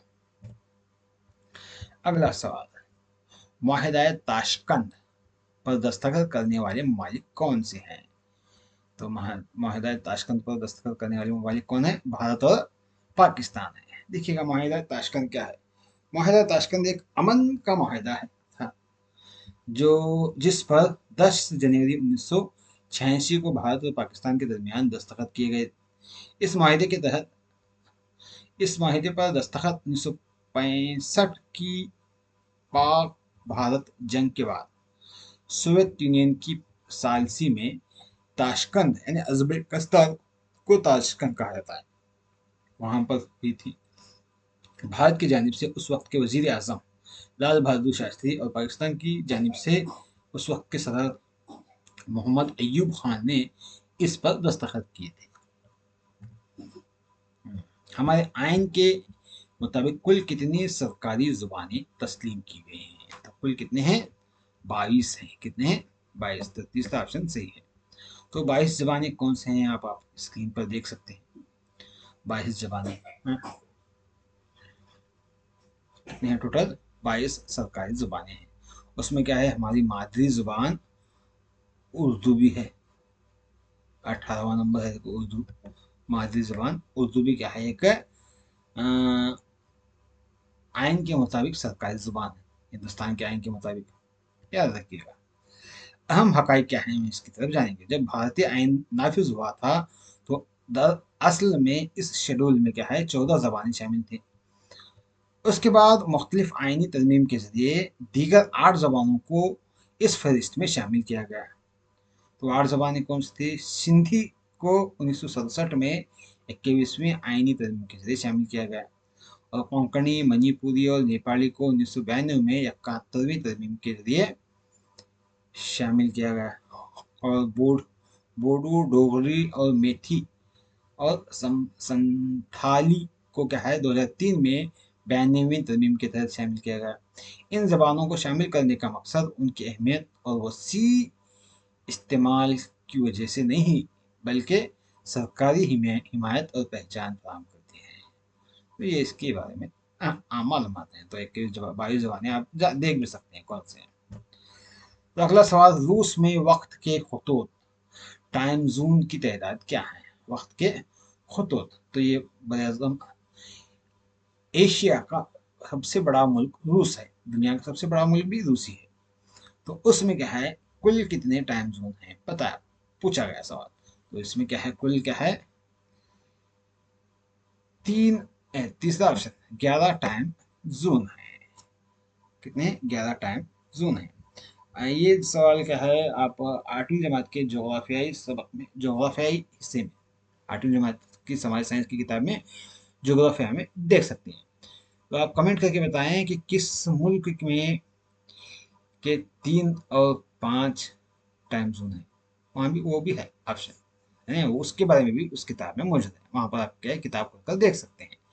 तो कुल क्या है, 11 टाइम जोन है बहज़म एशिया में पाया जाने वाला मुल्क रूस के।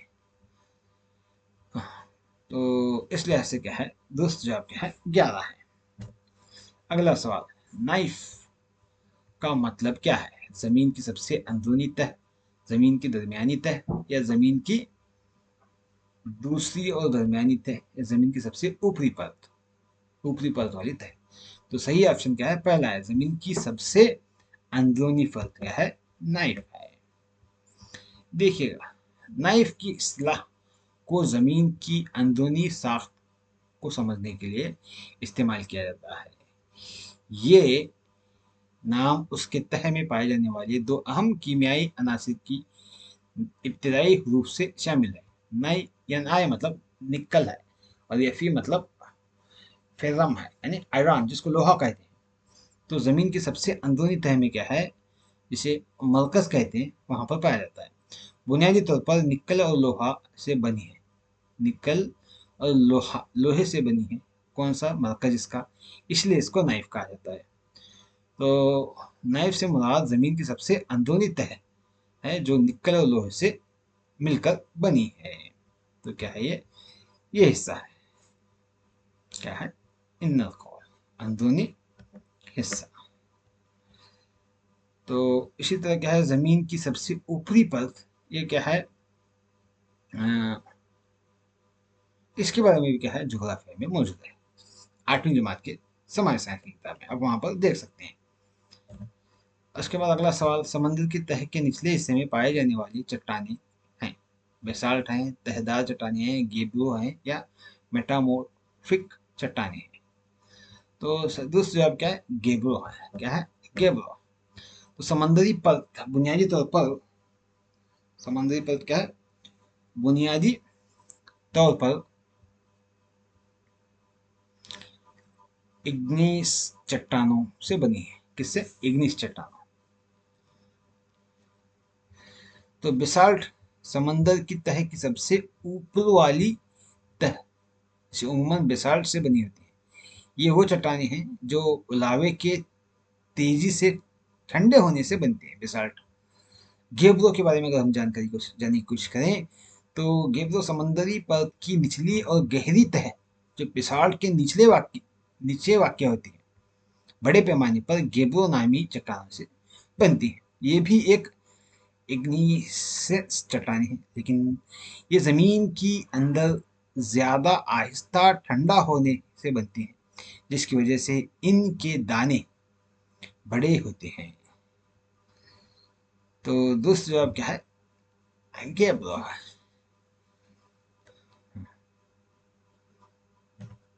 अगला सवाल, इनमें से कौन सा खामोश आतिशफशा की मिसाल नहीं है? खामोश आतिशफशा की मिसाल कौन सा ऑप्शन नहीं है? तो ऑप्शन क्या है, 4 ऑप्शन है। गोरगोंगो,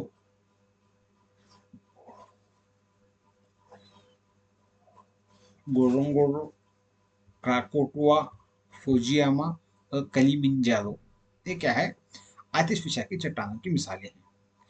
तो अगर हम इनकी एक एक बात करें, तो इसमें दोस्त जवाब क्या है, पहला ऑप्शन है, ये क्या है, खामोश आतिशफशा की चट्टानों की मिसाल नहीं है।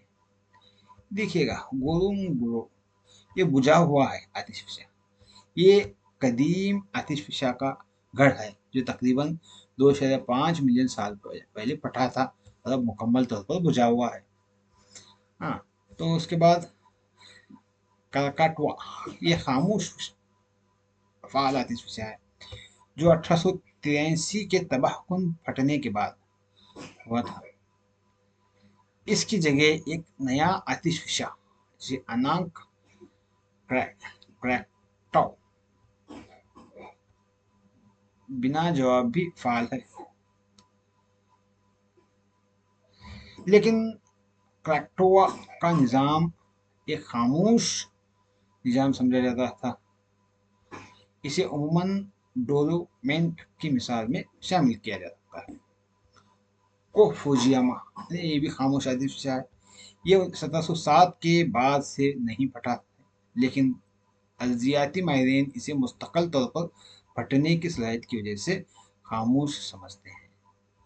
कोह कलिमंजारो, ये भी खामोश है क्योंकि ये हजारों साल से नहीं फटा था, लेकिन इसकी बुलंद तरीन चोटी कीबो से अब भी गैसें खारिज होती हैं, इसलिए इसे खामोश समझा जाता है। क्या समझा जाता है? खामोश समझा जाता है। तो दूसरा जवाब क्या है? पहला है। अगला सवाल, सहरा का वो कौन सा हिस्सा है जहां पिछले 200 साल से बारिश नहीं हुई? थर है, सहारा है, कलहारी है या अटाकामा है? तो दूसरा जवाब क्या है? अटाकामा है। अटाकामा क्या दूसरा जवाब है? देखिएगा, अटाकामा सहरा जनूबी अफ्रीका में वाक़ है और ये ज़मीन पर सबसे ज़्यादा खुश्क तरीन है। जनूबी अमेरिका, माफ कीजिएगा, जनूबी अमेरिका में यहाँ पर है, देखो अटाकामा, आप देख सकते हैं अटाकामा रेगिस्तान। ये क्या है? चिल्ली नाम के मुल्क में पाया जाता है, चिल्ली, अटाकामा। ये क्या है? पिछले 200 सालों से यहाँ पर बारिश की एक बूंद भी नहीं गिरी। तो सबसे कम बारिश क्या है यहाँ पर? दो हुई है। तो दीगर सहराओं के नाम आप इस नक्शे में देख सकते हैं बआसानी रोक करके, कहाँ कहाँ है, क्या क्या है, उसके बारे में तफसील से जानने की कोशिश कीजिएगा। अगला सवाल, डोगल बैंक का मतलब क्या है? ये कौमी, ये क्या है ऑप्शन? सही जवाब क्या है? मछली पकड़ने के मैदान है। डोगल बैंक क्या है? मछली पकड़ने का मैदान है। एक्चुअली बैंक पैसों के इलाके को कहते हैं, लेकिन यहाँ पर डोगल मछली के नाम से जाना जाता है, इसलिए क्या है? डोगल बैंक मछली पकड़ने के मैदान को डोगल बैंक कहा जाता है। देखिए, डोगल बैंक शुमाली बहर में वाक़या एक बड़ा रेतीला इलाका है जो बहुत कम गहरा है, जो आप यहाँ पर तस्वीर में देख सकते हैं। शुमाली बहर में ये इलाका क्या है? डोगल बैंक कहा जाता है, क्योंकि यहाँ पर क्या कम गहरा गहरा इलाका है। ये लंदन है, मतलब इंग्लैंड है, बर्तानिया, ये ब्रिटेन, यूरोप के पास पाया जाता है। यहाँ पर यूरोप में समंदर का ये तह, ये अथला हिस्सा सूरज की रोशनी को आसानी से नफूज करने देता है, जिसकी वजह से क्या है? गिजाई अज्जा से भरपूर होता है, और इसलिए क्या है? यहाँ पर बड़ी तादाद में समंदरी हयात परवान चढ़ती है। इसी वजह से ये दुनिया की सबसे मशहूर और पैदावारी मछली पकड़ने के मैदान में जाना जाता है, फिशिंग ग्राउंड के नाम से। तो इसलिए क्या है? इसको डोगल बैंक के नाम से जानते हैं। अगला सवाल, फिजाई फिजा की वो तह जिसमें ओजोन गैस मौजूद है। देखिएगा, फिजा की तह की अगर हम बात करें तो स्ट्रेटोस्फियर क्या है? स्ट्रेटोस्फियर, यहाँ पर एक तस्वीर देख सकते हैं। स्ट्रेटोस्फियर 10 से 50 किलोमीटर तक है, जमीन से 10 किलोमीटर से 50 किलोमीटर तक। तो यहाँ पर क्या है? ओजोन लेयर पाई जाती है। ये सफेद पट्टी जो है ओजोन पट्टी है। तो ये क्या है? दूसरा जवाब है, दूसरा ऑप्शन क्या है दोस्तों? स्ट्रेटोस्फियर। फिजाई बसीत, जिसको हम कहते हैं कि दूसरी तह को स्ट्रेटोस्फियर कहा जाता है। ओजोन गैस की सबसे ज्यादा मिकदार इसी तह में पाई जाती है, जिसे आमतौर पर ओजोन की तह कहा जाता है। यह तह सूरज की तरफ से आने वाली नुकसानदह बालाए बनफसी शुआओं को जज्ब करके जमीन पर जिंदगी की हिफाजत करती है। ये इसका काम है ओजोन परत का। अगला सवाल, फिजाई दबाव को मुतासिर करने वाले अवामिल हैं। दर्ज हरारत, जमीन की गर्दिश, बुलंदी, हवाओं की सिमत। तो दोस्त जवाब क्या है? ए सी, ए बी सी है। ए बी सी, हवाओं की सिमत क्या है? फिजाई दबाव को मुतासिर करने वाला अमल नहीं है। तो इसलिए क्या है? थर्ड ऑप्शन क्या है? सही जवाब है थर्ड ऑप्शन। देखिएगा, फिजाई दबाव में तब्दील लाने वाले अहम अवामिल दर्ज हरारत। गर्म हवा फैलती है और हल्की होती है, जिससे दबाव कम होता है। ठंडी हवा सिकुड़ती है और भारी होती है, जिससे दबाव बढ़ता है। जमीन की गर्दिश, जमीन घूमने की वजह से पैदा होने वाली कोई कोरियोलस फोर्स बड़े पैमाने पर हवा के बहाव को मुतासिर करते हैं, जिससे आलमी सतह पर कम और ज्यादा दबाव के इलाके बनते हैं। बुलंदी के बारे में अगर बात करें तो जैसे जैसे बुलंदी बढ़ती है, हवा की कसाफत और वजन कम हो जाता है, जिसकी वजह से क्या है, फिजाई दबाव होता है। हवा की सिमत की अगर हम बात करें तो फिजाई दबाव का नतीजा होता है, ना कि दबाव को मुतासिर करता है। हवा की सिमत फिजाई दबाव का नतीजा है, हवा किस तरफ बह रही है, किस तरफ बढ़ रही है। तो इसलिए क्या है, ऑप्शन डी क्या है, इसका मुनासिब जुमला नहीं है। तो third option is the right option. हाँ, समंदर या बहर का वो हिस्सा, समंदर या बहर का वो हिस्सा जो खुश्की में दाखिल हो जाए क्या कहलाता है? खुश्की में दाखिल होने वाला। तो सही जवाब क्या है, सेकंड ऑप्शन है, खलीज कहलाता है। क्या कहलाता है? खलीज। आप यहाँ पर तस्वीर में देख सकते हैं, खलीज खुश्की में दाखिल होने वाला हिस्सा। और गल्फ, गल्फ और खलीज में बहुत ज़्यादा फर्क नहीं है। हाँ, याद रखिएगा, गल्फ और खलीज में देखिएगा, खलीज किसे कहते हैं? समंदर या झील का वो एक वसी हिस्सा जो खुश्की में मुड़ जाता है, उसका बड़ा हिस्सा खुश्की से घिरा होता है। गल्फ या खलीज से भी ज़्यादा गहरा और वसी समंदरी हिस्से होते हैं जो खुश्की में दाखिल होते हैं। ये भी एक दुरुस्त जवाब हो सकता है, लेकिन खलीज एक ज़्यादा उमूमी और मुनासिब इस्लाह है जो समंदरी पानी से खुश्की में दाखिल होने वाले हिस्से की वजाहत करती है। तो इसलिए क्या है, खलीज का दुरुस्त जवाब है, जिसे खलीज बंगाल।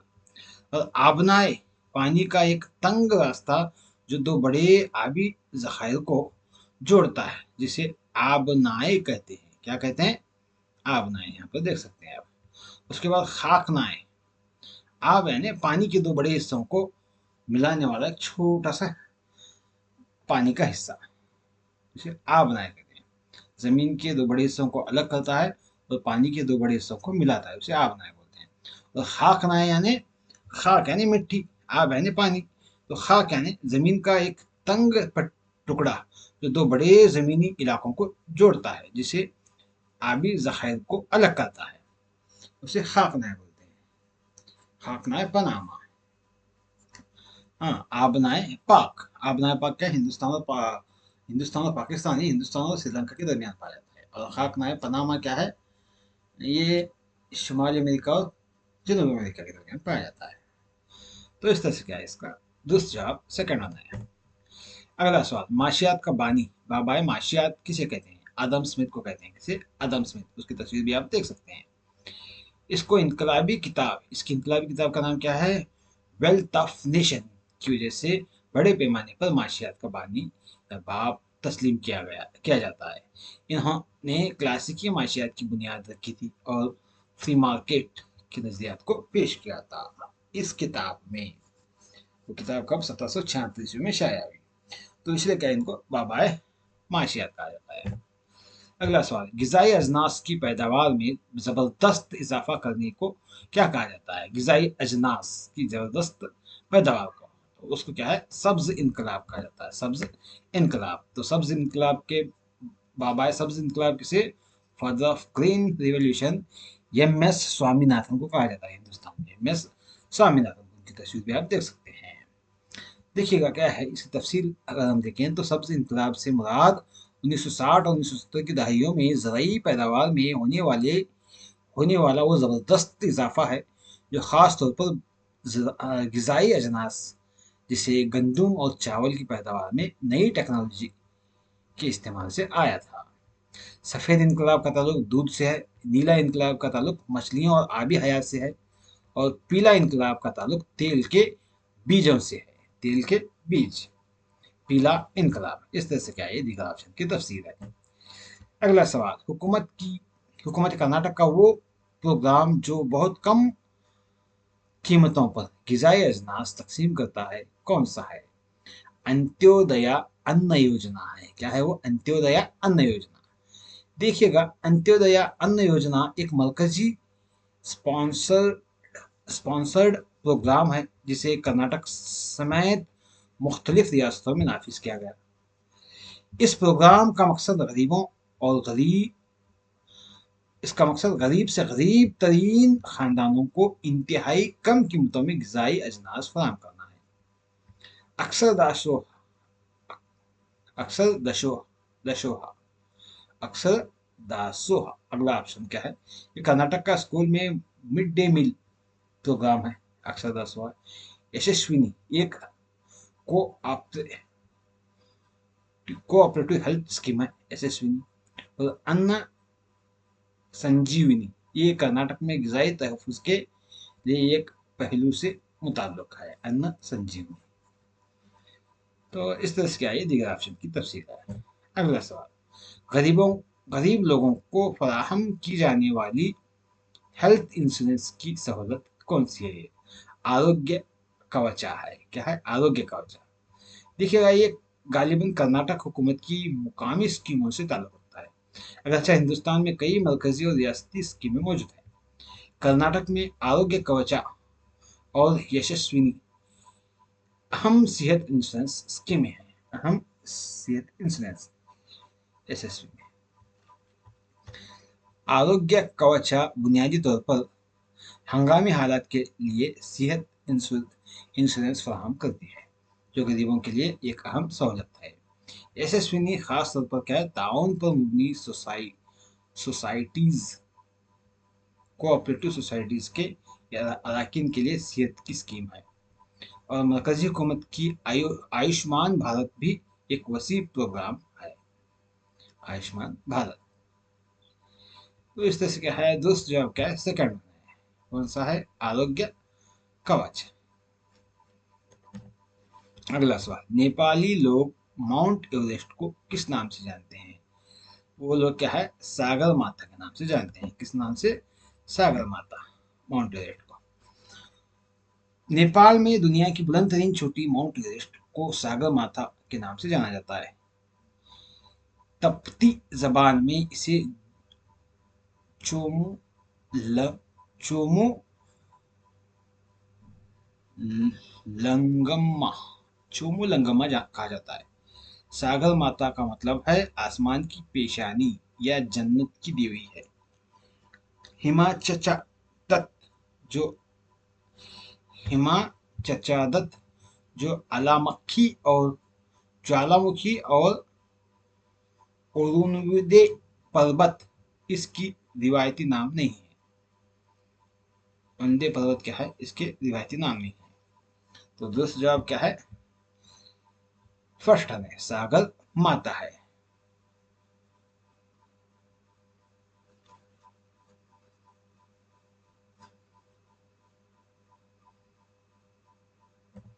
अगला सवाल, अफ्रीका में मुनक्कद घास के मैदान क्या कहलाते हैं? सोना, वेल्ड, स्टेप्स, टाइगर्स।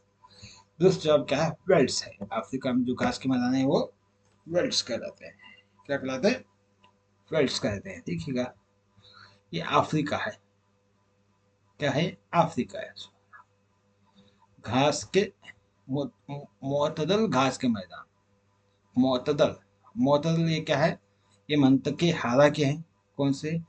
ये तोते के रंग के, और ये हरे रंग के क्या है? ये मोतदल घास के मैदान है। तो अफ्रीका के घास का मैदान वेल्ड्स कहलाते हैं। आप यहाँ पर देख सकते हैं। तो दिगर घास के मैदान की तस्वीर भी आपके सामने मौजूद है। आप यहाँ पर जान सकते हैं। देखिएगा ऑप्शंस की तफसील अगर हम देखें तो सवाना ये उष्ण कटिबंधन यानी घास का मैदान है, यानी मंतका हारा का घास का मैदान जहाँ खुश्क और गर्म मौसम होता है। ये अफ्रीका के ज्यादातर बड़े इलाके में पाया जाता है। वेल ये जनूबी अफ्रीका में पाए जाने वाला मुतदल घास का मैदान है। और स्टेपस, स्टेपस क्या है? ये एशिया और मशरकी यूरोप के मुतदल घास का मैदान है। एशिया और मशरकी यूरोप का स्टेपस यहाँ पर देख सकते हैं। और इसी तरह टाइगर्स, ये टाइगर्स क्या है? ये जंगलात का इलाका है, ना कि घास का मैदान का इलाका है टाइगर्स। तो इस तरह से क्या है, ये घास के मैदानी घास के इलाके हैं। अगला सवाल, वो मुल्क जहां सिकंदरिया की बंदरगाह अलेक्जेंड्रिया पोर्ट वाक़या है। नाइजीरिया, जुनूबी अफ्रीका, यूनान और मिस्र। अब हम तस्वीर में देख सकते हैं, ये मिस्र, मिस्र के अंदर पाया जाने वाला एक बंदरगाह है। बंदरगाह यानी जहाज रुकने की जगह। तो आप यहाँ पर अलेक्जेंड्रिया देख सकते हैं, ये अलेक्जेंड्रिया पोर्ट है। ये बहरे रोम, मेडिटेरियन यानी रोम है, बहरे रोम में पाया जाने वाला एक बंदरगाह है। सिकंदरिया मिस्र का दूसरा सबसे बड़ा शहर और एक तारीखी बंदरगाह है जो बहरे रोम में के साहिल पर पाया जाता है। बहरे रोम के साहिल पर यहाँ पर आप देख सकते हैं। अगला सवाल, हिंदुस्तान पर पहली रेलवे लाइन कहाँ बिछाई गई? मुंबई से थाने को बिछाई गई। आप यहाँ पर देख सकते हैं, ये मुंबई है और यहाँ से क्या है, ये थाना है। यहाँ पर क्या है, हिंदुस्तान की सबसे पहली लाइन रेलवे लाइन बिछाई गई। कब? 16 अप्रैल 1853 ईस्वी को बरतानवी राज के दौर में क्या है, ये बिछाई गई। इससे सबसे पहली पटरी कहा जाता है हिंदुस्तान की ट्रेन की पटरी। उसके बाद अगला सवाल, दुनिया का सबसे बड़ा दरिया, लंबा नहीं कहा गया, बड़ा कहा गया। देखिएगा, लंबा होता तो नील होता, बड़ा कहा गया है इसलिए क्या है, अमेज़न है। अमेज़न जो जनूबी अमेरिका में के ब्राजील मुल्क में सबसे ज्यादा फैला है। देखिएगा, दुनिया का सबसे बड़ा दरिया की तारीफ अक्सर दो तरीकों से की जाती है, लंबाई के लिहाज से या हजम हजम के लिहाज से। तो दरियाए नील को रिवायती तौर पर दुनिया का सबसे लंबा दरिया का माना जाता है। और दरियाए अमेज़न दुनिया में पानी के हजम के लिहाज से बिलाशुबा सबसे बड़ा है। तो इसलिए क्या है, सबसे बड़ा दरिया क्या है, अमेज़न है। और मिसिसिपी शुमाली अमेरिका की है। और ओरुएन का ये भी क्या है, ये ओरुएन का ये शायद यूरोप की होंगी। देखिएगा, द ग्रेट बैरियर रीफ कहाँ पाया जाता है? द ग्रेट बैरियर रीफ, ठीक है, यहाँ तस्वीर में देख सकते हैं, ये क्या है, ऑस्ट्रेलिया की तस्वीर है, ऑस्ट्रेलिया के शुमाली मशरकी हिस्से की। ये न्यूजीलैंड, जनूबी अफ्रीका, ऑस्ट्रेलिया और अमेरिका। तो ये क्या है, ऑस्ट्रेलिया में पाया जाता है। कहाँ? ऑस्ट्रेलिया में। तो ग्रेट बैरियर रीफ ये मरजान की चट्टानों का दुनिया का सबसे बड़ा निज़ाम है जो 2900 से ज़्यादा इनफरादी चट्टानों और 900 जजीरों पर मुश्तमिल है। ये बहराए मरजान में वाक़या है। कहाँ है? बहराए मरजान में, जो ऑस्ट्रेलिया की को रियासत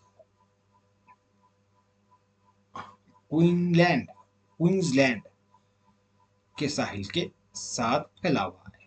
साहिल के साथ यह ना बारीक बारीक सफेद सफेद जो आपको दिख रहा है, यही क्या है, ग्रेट बैरियर रीफ है। अगला सवाल, वो हथियार जो शिकार और खुराक जमा करने वाले माशरे ने इस्तेमाल नहीं किया। पत्थर का बना हुआ कुल्हाड़ी, बंदूक, नेजा, खंजर। तो दोस्त जवाब क्या है इसमें? दोस्त जवाब क्या है? बंदूक। बंदूक क्योंकि आज के दौर के लोग इस्तेमाल करते हैं, कदीम दौर के लोगों के पास बंदूक नहीं था, वो खंजर, नेजा या पत्थर का बना हुआ औजार इस्तेमाल किया करते थे। हजरत ईसा इस्लाम के 12 शागिर्दों को कहा जाता है, क्या कहा जाता है? फॉलोअर्स, पैरोकार यहूदी ईसाई हवारी, तो उन्हें क्या कहा जाता है? हवारी कहा जाता है। क्या कहा जाता है? हवारी कहा जाता है। फोर्थ वन है, ये सवाल हजरत ईसा अलैहिस्सलाम के उन 12 खास तो शागिर्दों के लिए इस्तेमाल किया जाता है,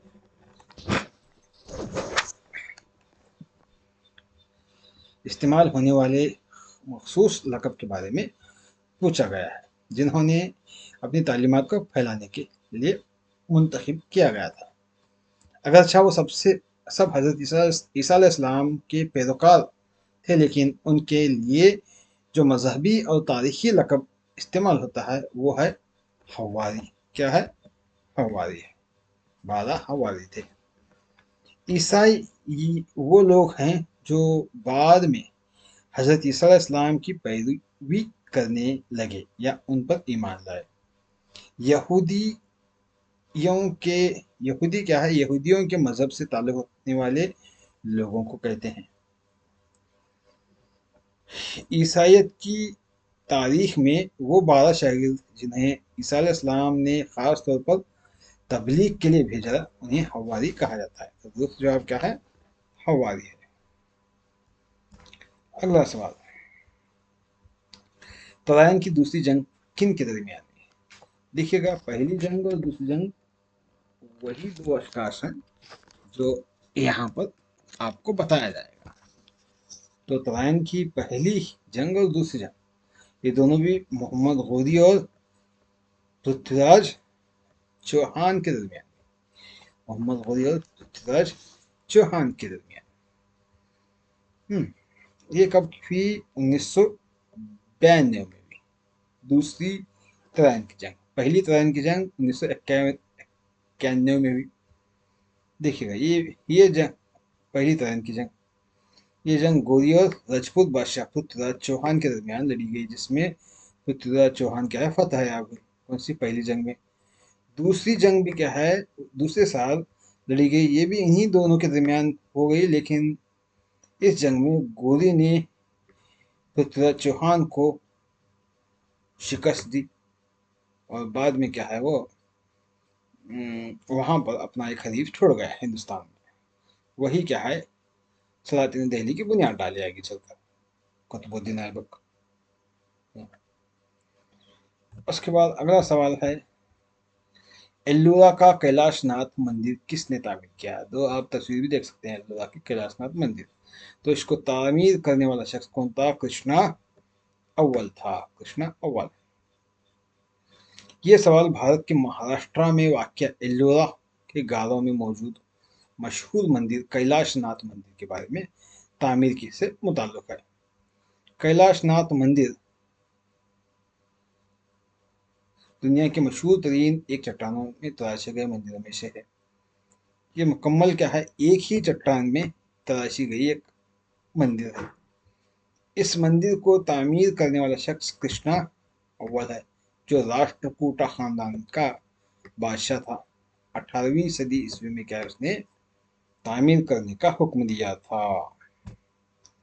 अगला सवाल, चोला हुक्मरान जो लकब सुगंधवल था वो कौन था? सुगंधवल लकब पाने वाला चोला हुक्मरान वो कौन था? कोलूटंगा अव्वल था। कौन था? कोलूटंगा अव्वल। देखिए, ये सवाल चोला सल्तनत के बादशाह के बारे में पूछा गया है। सुगंधवल था का लकब कौन पाया था? संस्कृत का लकब दरअसल सुगंधवल था, या इससे मिलता जुलता लफ्ज है, जिसका मतलब है वो जिसने महसूल खत्म किया था। महसूल लेना खत्म किया था, टैक्स नहीं लिया था उसने। ये लकब मशहूर चोला बादशाह क्लोटंगा चोला अव्वल, क्लोटंगा चोला अव्वल से मुंसलिक है।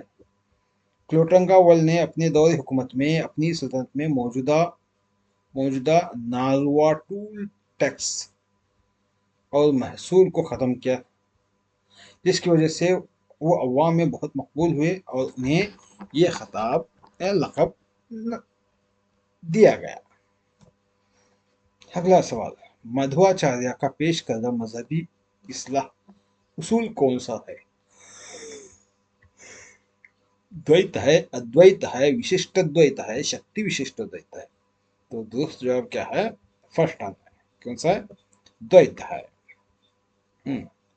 मध्वाचार्य का, मध्वाचार्य ने क्या है? द्वैत उसूल को पेश किया।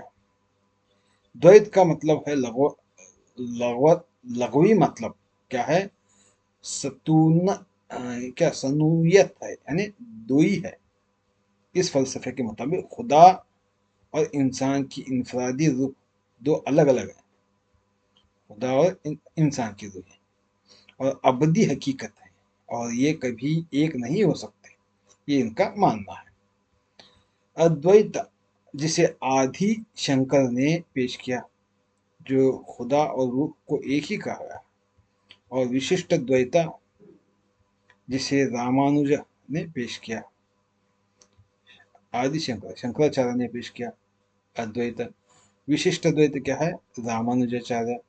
और शक्ति विशिष्ट द्वैत क्या है? ये हमारे बसवन बागड़ी के बसवेश्वर बसवन्ना ने पेश किया। अगला सवाल, कुतुब मीनार की तामीर कुतुबुद्दीन ऐबक ने 1992 ईस्वी में शुरू की थी, लेकिन इसे किसने मुकम्मल किया? इसे क्या है? अल्तमश ने मुकम्मल किया। अल्तमश ने, कुतुबुद्दीन ऐबक का गुलाम अल्तमश, गुलामा खानदान का दूसरा बादशाह, इसने पेश किया। हाँ, ये देखिएगा,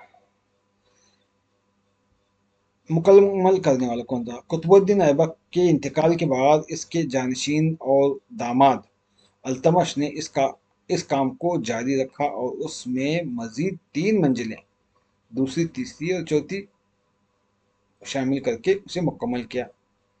अगरचे फिरोज शाह तगलक ने बाद में बिजली गिरने से होने वाले नुकसान की मरम्मत की और 5वीं मंजिल का इजाफा किया, लेकिन मीनार की असल तकमील और उसे एक मुकम्मल 4 मंजिला ढांचा बनाने का काम अल्तमश ने किया था। तो ये फिरोज, तो दोस्त जवाब क्या है? चौथा है। विजयनगर सल्तनत के दौरान बादशाह के अहकामात को मुस्तकम रिकॉर्ड और नज़म करने वाला महकमा कौन सा था? राजसम या रासिम, राजागना या राजिस कशना था? तो दुरुस्त जवाब क्या है? रासिम था। कौन सा? दूसरा ऑप्शन, राशियम, रायसम, रायसम था। ये सवाल विजयनगर सल्तनत के मतलब पूछा गया है, जो खास तौर पर क्या है? उस हुकूमत के बारे में जो शाही अहकामात को इंतजाम किया करता था।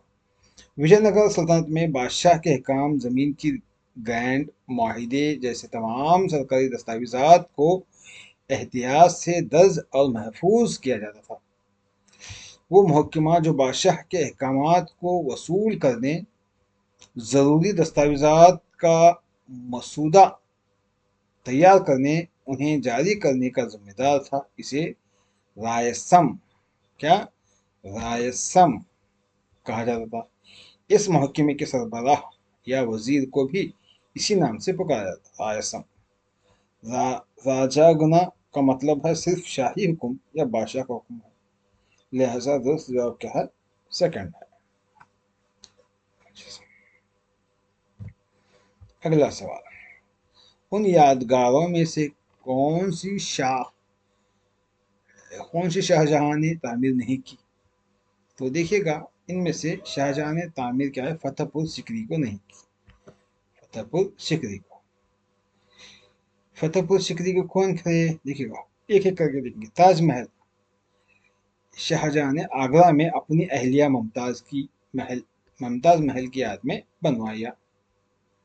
और लाल किला, इसे शाहजहां ने अपनी नई राजधानी शाहजहान आबाद दिल्ली में तामीर किया, शाहजहां आबाद के नाम से। और जामिया मस्जिद, ये हिंदुस्तान की सबसे बड़ी मस्जिद में से एक है और उसे शाहजहां ने दिल्ली में तामीर करवाया। और फतेहपुर सिकरी, ये शहर और उसकी इमारतें शाहजहां के दादा मुगल बादशाह अकबर आजम ने 16वीं सदी ईस्वी में बनवाए। फतेहपुर सिकरी को अकबर आजम ने। तो इसलिए क्या है? चौथा ऑप्शन सही है। अगला सवाल, जोत और स्वदेशमुखी क्या है? इंतजामी तफ्तीश तकसीमें हैं, ज़मीनी महसूलात हैं, या फौजी निज़ाम है, या वज़रा की कौंसिल है? तो दोस्त जवाब क्या है? ज़मीनी महसूल जो तो सरदेशमुखी। देखिएगा क्या है ये सवाल तारीख हिंद खास तौर पर मराठा सल्तनत से मुतल्लिक तो मशहूर इस्तिलाहात जो तर सरदेशमुख के बारे में। जो ये एक महसूल था जो मराठे अपने जेर असर इलाकों से जमीन की पैदावार या आमदनी का चौथा हिस्सा वसूल करते थे। इसके बदले में वो उन इलाकों पर हमला ना करने की यकीन दहानी करते थे। जो और स्वदेश मुखी एक खास उसूल इजाफी महसूल था जो जमीन की आमदनी का 10वां हिस्सा होता था। मराठे इसे अपनी आला हुक्मरानी के दावे के तौर पर वसूल करते थे। इसलिए क्या है, ये दोनों भी जमीनी महसूलात हैं। अगला सवाल, तकरीबन 8 सदियों तक कोडागु पर किसने हुकूमत की? छिंगवाज, नायका, सालवाज, तुड़वाज। कहाँ पर? कोडागु में। तो दोस्त जवाब क्या है? छिंगवाज है। क्या है? छिंगवाज है। कैसे? देखिए, ये सवाल रियासत कर्नाटक के इलाके कोडागु की तवील मुद्दती हुक्मरानी से मुताल्लुक है। तारीखी तौर पर चिंगवाज खानदान इस इलाके पर हुकूमत करने वाले इब्तदाई और सबसे तवील अरसे तक हुक्मरानी करने वाले खानदानों में से एक समझा जाता है। इनकी हुक्मरानी तकरीबन चौथी या 5वीं सदी ईस्वी से शुरू होकर 11वीं या 12वीं सदी ईस्वी तक जारी रही, जो तकरीबन 8 सदियों तक पर मुहित है।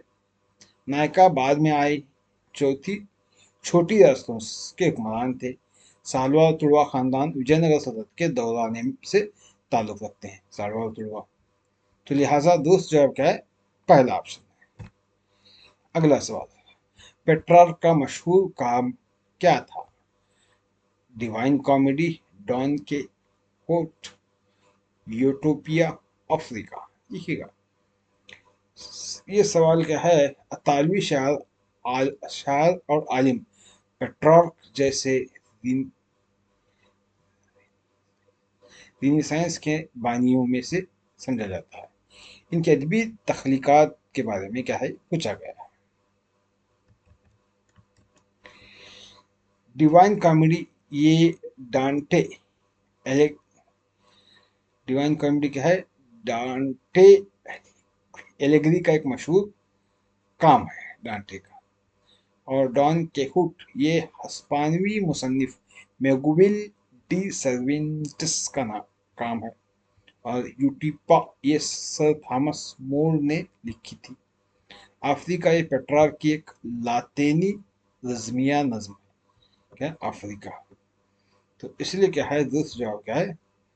अफ्रीका है, जो दूसरी प्योंग जंग की कहानी बयान करता है। ये वो काम था जिसे पेट्रार्क खुद अपनी सबसे बड़ी अदबी कामयाबी समझता था। पेट्रार्क की तस्वीर आप देख सकते हैं। और दीगर ऑप्शंस के मुसन्निफीन कौन है वो भी आपके सामने पेश किया गया है। अगला सवाल, वो मशीन जो एलिवेटनी ने इजाद की। एलिवेटनी की तस्वीर देख सकते हैं। एलिवेटनी ने क्या किया? कॉटन जिन। एलिवेटनी ने 1993 में कॉटन जिन इजाद किया। कॉटन जिन वो मशीन है जो कपास के रेशों को उसके बीजों से बहुत तेजी और मौसर तरीके से अलग करती है। इस इजाद ने अमेरिका के जनूबी हिस्सों में कपास की पैदावार को गैर मामूली तौर पर बढ़ावा दिया।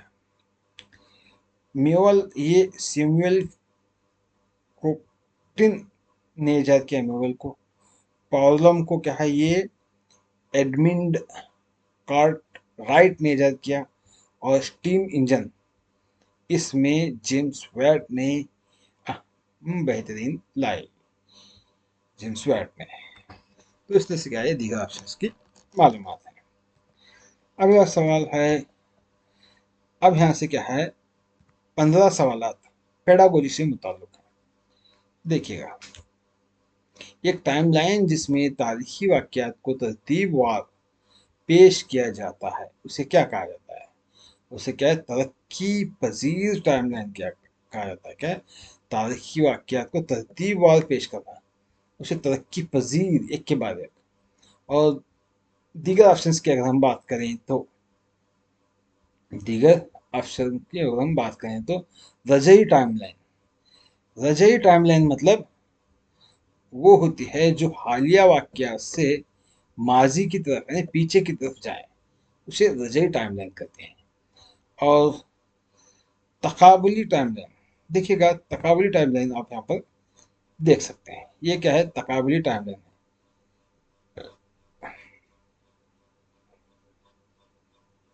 ये क्या है? तकाबुली। वर्ल्ड और इंडिया का दोनों का तकाबला किया जाता है, मुवाजना किया जाता है, कौन से वक्त में क्या क्या हुआ, इसे तकाबला करते हैं। और उसके बाद तस्वीरी टाइमलाइन। तस्वीरी टाइमलाइन आप यहाँ पर देख सकते हैं। तस्वीरों को के हिसाब से क्या है यहाँ पर समझाया जाता है, यहाँ पर ये दोनों भी क्या है? तस्वीर के साथ साथ बताया जा रहा है, तस्वीरी टाइमलाइन कहते हैं। उसके बाद अगला सवाल, तारीखी वाक़यात और उसके वक़ू पजीर होने की जगह के दरमियान ताल्लुक को समझने की सलाहियत क्या कहलाती है? वक्त का फ़हम कहलाती है, या जगह का फ़हम, शहरी फ़हम, या तारीखी फ़हम? तारीखी वाक़यात और उसके वक़ू पजीर होने को समझने को क्या है?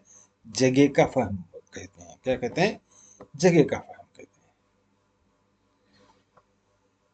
क्योंकि तारीखी वाक़या एक मखसूस मुकाम पर पेश आते हैं, हाँ, मखसूस मुकाम से उसका ताल्लुक होता है, इसलिए क्या है? जगह का फ़हम यहाँ पर हम कह सकते हैं।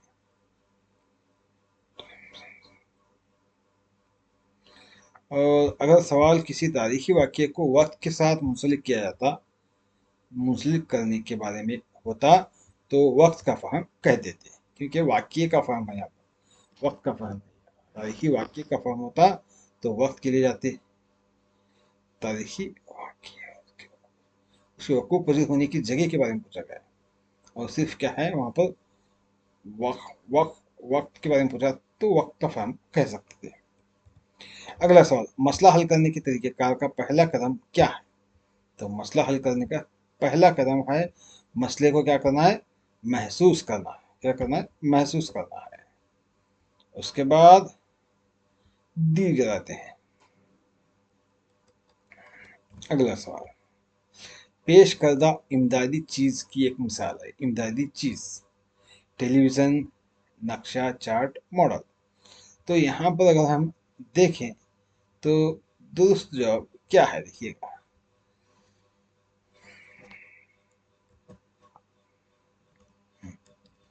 तो यहाँ पर देखिएगा पेश करदा इमदादी चीज़ों की एक मिसाल क्या है? टेलीविज़न है। क्या है? टेलीविज़न है, क्योंकि चार्ट, नक्शा और मॉडल बगैर करंट के इस्तेमाल करते हैं, तो इमदादी चीज़ की मिसाल टेलीविज़न है। अगला सवाल, तारीख की एक महा तारीख एक महाकाव्य, एक ड्रामा और एक गीत है। तो चारों ऑप्शन ये तारीख का किससे ताल्लुक बयान करता है? क्या गीत, ड्रामा और काव्य? जोग्राफिया से, माशियात से, समाजियात से, अदब से? देखिएगा इन चारों ऑप्शंस की अगर हम बात करें तो महाकाव्य, जिसे एपिक अंग्रेजी में कहते हैं, दास्तान है। एक लंबी शायराना कहानी है जो किसी हीरो या कौम के अहम वाक़यात को बयान करता है, वाक़यात को। ड्रामा या नाटक, ये एक कहानी है जिसे किरदार के जरिए अदा किया जाता है, जिसमें तनाव और तसादम और जज्बात को होते हैं। गीत एक मंजूम कलाम है जिसे मखसूस अंदाज में गाया जाता है, जो जिसमें अक्सर एहसासात या माजी के वाक़यात बयान होते हैं। तो इन इंतखाबात की वजह क्या है? देखिएगा, ये तीनों चीज़ें, महाकाव्य, ड्रामा, गीत, बुनियादी तौर पर अदब से ताल्लुक़ रखते हैं। तो तारीख और अदब का रिश्ता क्या है? देखिएगा, तारीख महज खुश्क हक़ाइक़ का मजमूआ नहीं है, बल्कि ये क्या है? एक तारीख के वाक़यात, किरदार, जद्दोजहद, सकाफ़त की अक्कासी, शायरों, अदीबों, कहानीकारों ने ड्रामों, नज़्मों, कहानियों की शक्ल में की है। तारीखदान में भी अपनी तहरीर में किस्सा गोई का अंदाज अपनाते हैं, ताकि वो दिलकश और पढ़ने वालों के लिए दिलचस्प हो। इस बयान का मतलब है कि तारीख को बयान करने का अंदाज और उसकी रुख अदबी फ़नून से मिलती है। तो इसलिए क्या है, दुरुस्त जवाब फोर्थ होता है, अदबी फ़नून। अगर दीगर ऑप्शंस की अगर हम बात करें तो जोग्राफिया एक ख़ास मुकाम या माहौल के मुतल्लिक बयान करता है। माशियात क्या है, दौलत और पैदावार के मुतल्लिक बात करती हैं। और समाजियात क्या है, इंसानी माशरे और ताल्लुकात के मुतल्लिक बात बहस की जाती है। तो दुरुस्त जवाब फोर्थ होता है। अगला सवाल, तलबा में कौमी एकजहती को किस तारीख की तदरीस के जरिए फ़रोग दिया जा सकता है? मुकामी तारीख, कौमी तारीख, इलाकाई तारीख या आलमी तारीख? देखिएगा, हुब्बुल वतनी, कौमी एकजहती अगर हम बढ़ाना है तो हमें क्या है, कौमी तारीख को बयान करना है, क्योंकि कौम से मुताल्लिक एक पूरे मुल्क की तारीख को बताना है। तो इसलिए क्या है, इससे बच्चों में कौमी एकजहती पैदा आती है। अगर हम मुकामी तारीख बताएं तो सिर्फ मुकामी मोहब्बत पैदा होगी, और इलाकाई बताएं तो सिर्फ इलाकाई हद तक मालूमात हासिल होंगी। तो इसलिए क्या, आलमी बताएं तो पूरी दुनियाई सतह का होगा। तो हमें कौमी एकजहती कायम करना है, तो हमें कौमी तारीख बताना ज़रूरी है, और इसकी तफसीर आप यहाँ पर देख सकते हैं। अगला सवाल, ताज़ा तरीन और दिलचस्प तारीखी मालूमात की नुमाइश के लिए एक तारीख का उस्ताद किस चीज़ का इस्तेमाल करते हैं? ताज़ा तरीन और दिलचस्प तारीखी मालूमात नुमाइश करना है, तो उसके लिए क्या है, तारीख, black board, fly board, bulletin board या रूलर बोर्ड? कौन सा बोर्ड इस्तेमाल करते हैं? तो दूसरा जवाब क्या है, थर्ड होना है, बुलेटिन बोर्ड है। क्यों? देखिएगा, ये सवाल तदरीसी माउन आलात के मुताल्लिक इस्तेमाल है टीचिंग एड्स के बारे में। ख़ास तौर पर वो आलात जो ताज़ा तरीन और दिलचस्प मालूमात को आर्जी तौर पर ज़ाहिर करने के लिए इस्तेमाल होते हैं। देखिएगा, इन चारों बोर्डों के बारे में हम जानकारी हासिल करेंगे। बुलेटिन बोर्ड जिसे नोटिस बोर्ड भी कहा जाता है, एक डिस्प्ले एरिया डिस्प्ले एरिया होता है डिस्प्ले करने का, जहाँ आर्जी तौर पर क्या है, मवाद जैसे ये खबरें, ऐलानात, तस्वीर, अखबारी तराशे और नक्शे पिन किए जाते हैं, नक्शे वगैरह डालते हैं। आप यहाँ तस्वीर देख सकते हैं, ये क्या है, बुलेटिन बोर्ड की तस्वीर है। इसका इस्तेमाल क्यों होता है? क्योंकि तारीख की मालूमात जैसे ताज़ा तरीन तारीखी दरियाफ़तें, तारीखी अहमियत को मौजूदा खबरें या किसी तारीखी शख्सियत का यौम पैदाइश जो आज गुजर रहा है, इसके वक्त के साथ तब्दील होती रहती है। इसलिए बुलेटिन बोर्ड सबसे मौजू है। उस्ताद यहाँ बाकायदगी से पुरानी मालूमात को हटाकर नई और दिलचस्प चीज़ें लगाते हैं, ताकि तलबा की दिलचस्पी बरकरार रखे। तो इसलिए क्या है, दिलचस्प तारीखी मालूमात की नुमाइश करने के लिए क्या है, बुलेटिन बोर्ड लगाते हैं, जिसको हम नोटिस बोर्ड भी कहते हैं। दीगर ऑप्शंस की अगर हम बात करें, ब्लैक बोर्ड, ये क्या है, बुनियादी तौर पर क्या है, क्लास में लिखने और समझाने के लिए इस्तेमाल होने वाला एक बोर्ड है। फ्लै फ्लै flannel board, flannel board, flannel board क्या है, देखिए, फ्लैनल बोर्ड ये मखसूस सबक के दौरान ऐसे मवाद को चिपका कर दिखाने के लिए इस्तेमाल किया जाता है जो चिपकने वाली फ्लैलेन के साथ आता है। इसका इस्तेमाल ताज़ा तरीन मालूमात की नुमाइश की मुस्तकिल जगह के तौर पर नहीं होता। रूलर बोर्ड, तो ये तो आप जानते हैं, रूलर बोर्ड ये वो बोर्ड जिसे कि रोल अप चार्ट ज़्यादातर मुस्तकिल मालूमात जैसे मुस्तकिल नक्शे चार्ट वगैरह के तौर पर इस्तेमाल किया जाता है। तो इसलिए क्या है, third one is the right answer. अगला सवाल, एक तारीख के उस्ताद की एक खास खूबी है तजुर्बाती रवैया, साइंसी मिजाज, जदीद नुक्ते नज़र, तख़य्युल की आमेज़िश और तखली तख़य्युलाती लम्स? दूसरा जवाब क्या है, फोर्थ वन है, तख़य्युल यानी सोच की आमेज़िश या तख़य्युलाती लम्स है, फोर्थ वन ऑप्शन है। क्यों? तारीख का मजमून माजी के ऐसे वाक़यात से ताल्लुक़ है जिन्हें ना तो क्लासरूम में दोहराया जा सकता है और ना ही उनका बराह रास्त मुशाहिदा किया जा सकता है। तारीख के उस्ताद को इस माजी को तलबा के लिए जिंदा और दिलचस्प बनाना होता है। इंतखाब की वजह क्यों है, देखिएगा, तख़य्युल की आमोजिश। क्यों? तारीख के उस्ताद के लिए ये एक खुसूसी खूबी है कि क्योंकि उसे बोरिंग हकाइक को दिलचस्प कहानियों में बदलने में मदद देती है। उस्ताद तख़य्युल की मदद से तलबा को माजी के मंजरनामों, किरदारों और सकाफ़तों का ज़हनी सफ़र करवा सकता है, जिससे तलबा वाक़यात को महज़ पढ़ने के बजाय महसूस करते हैं।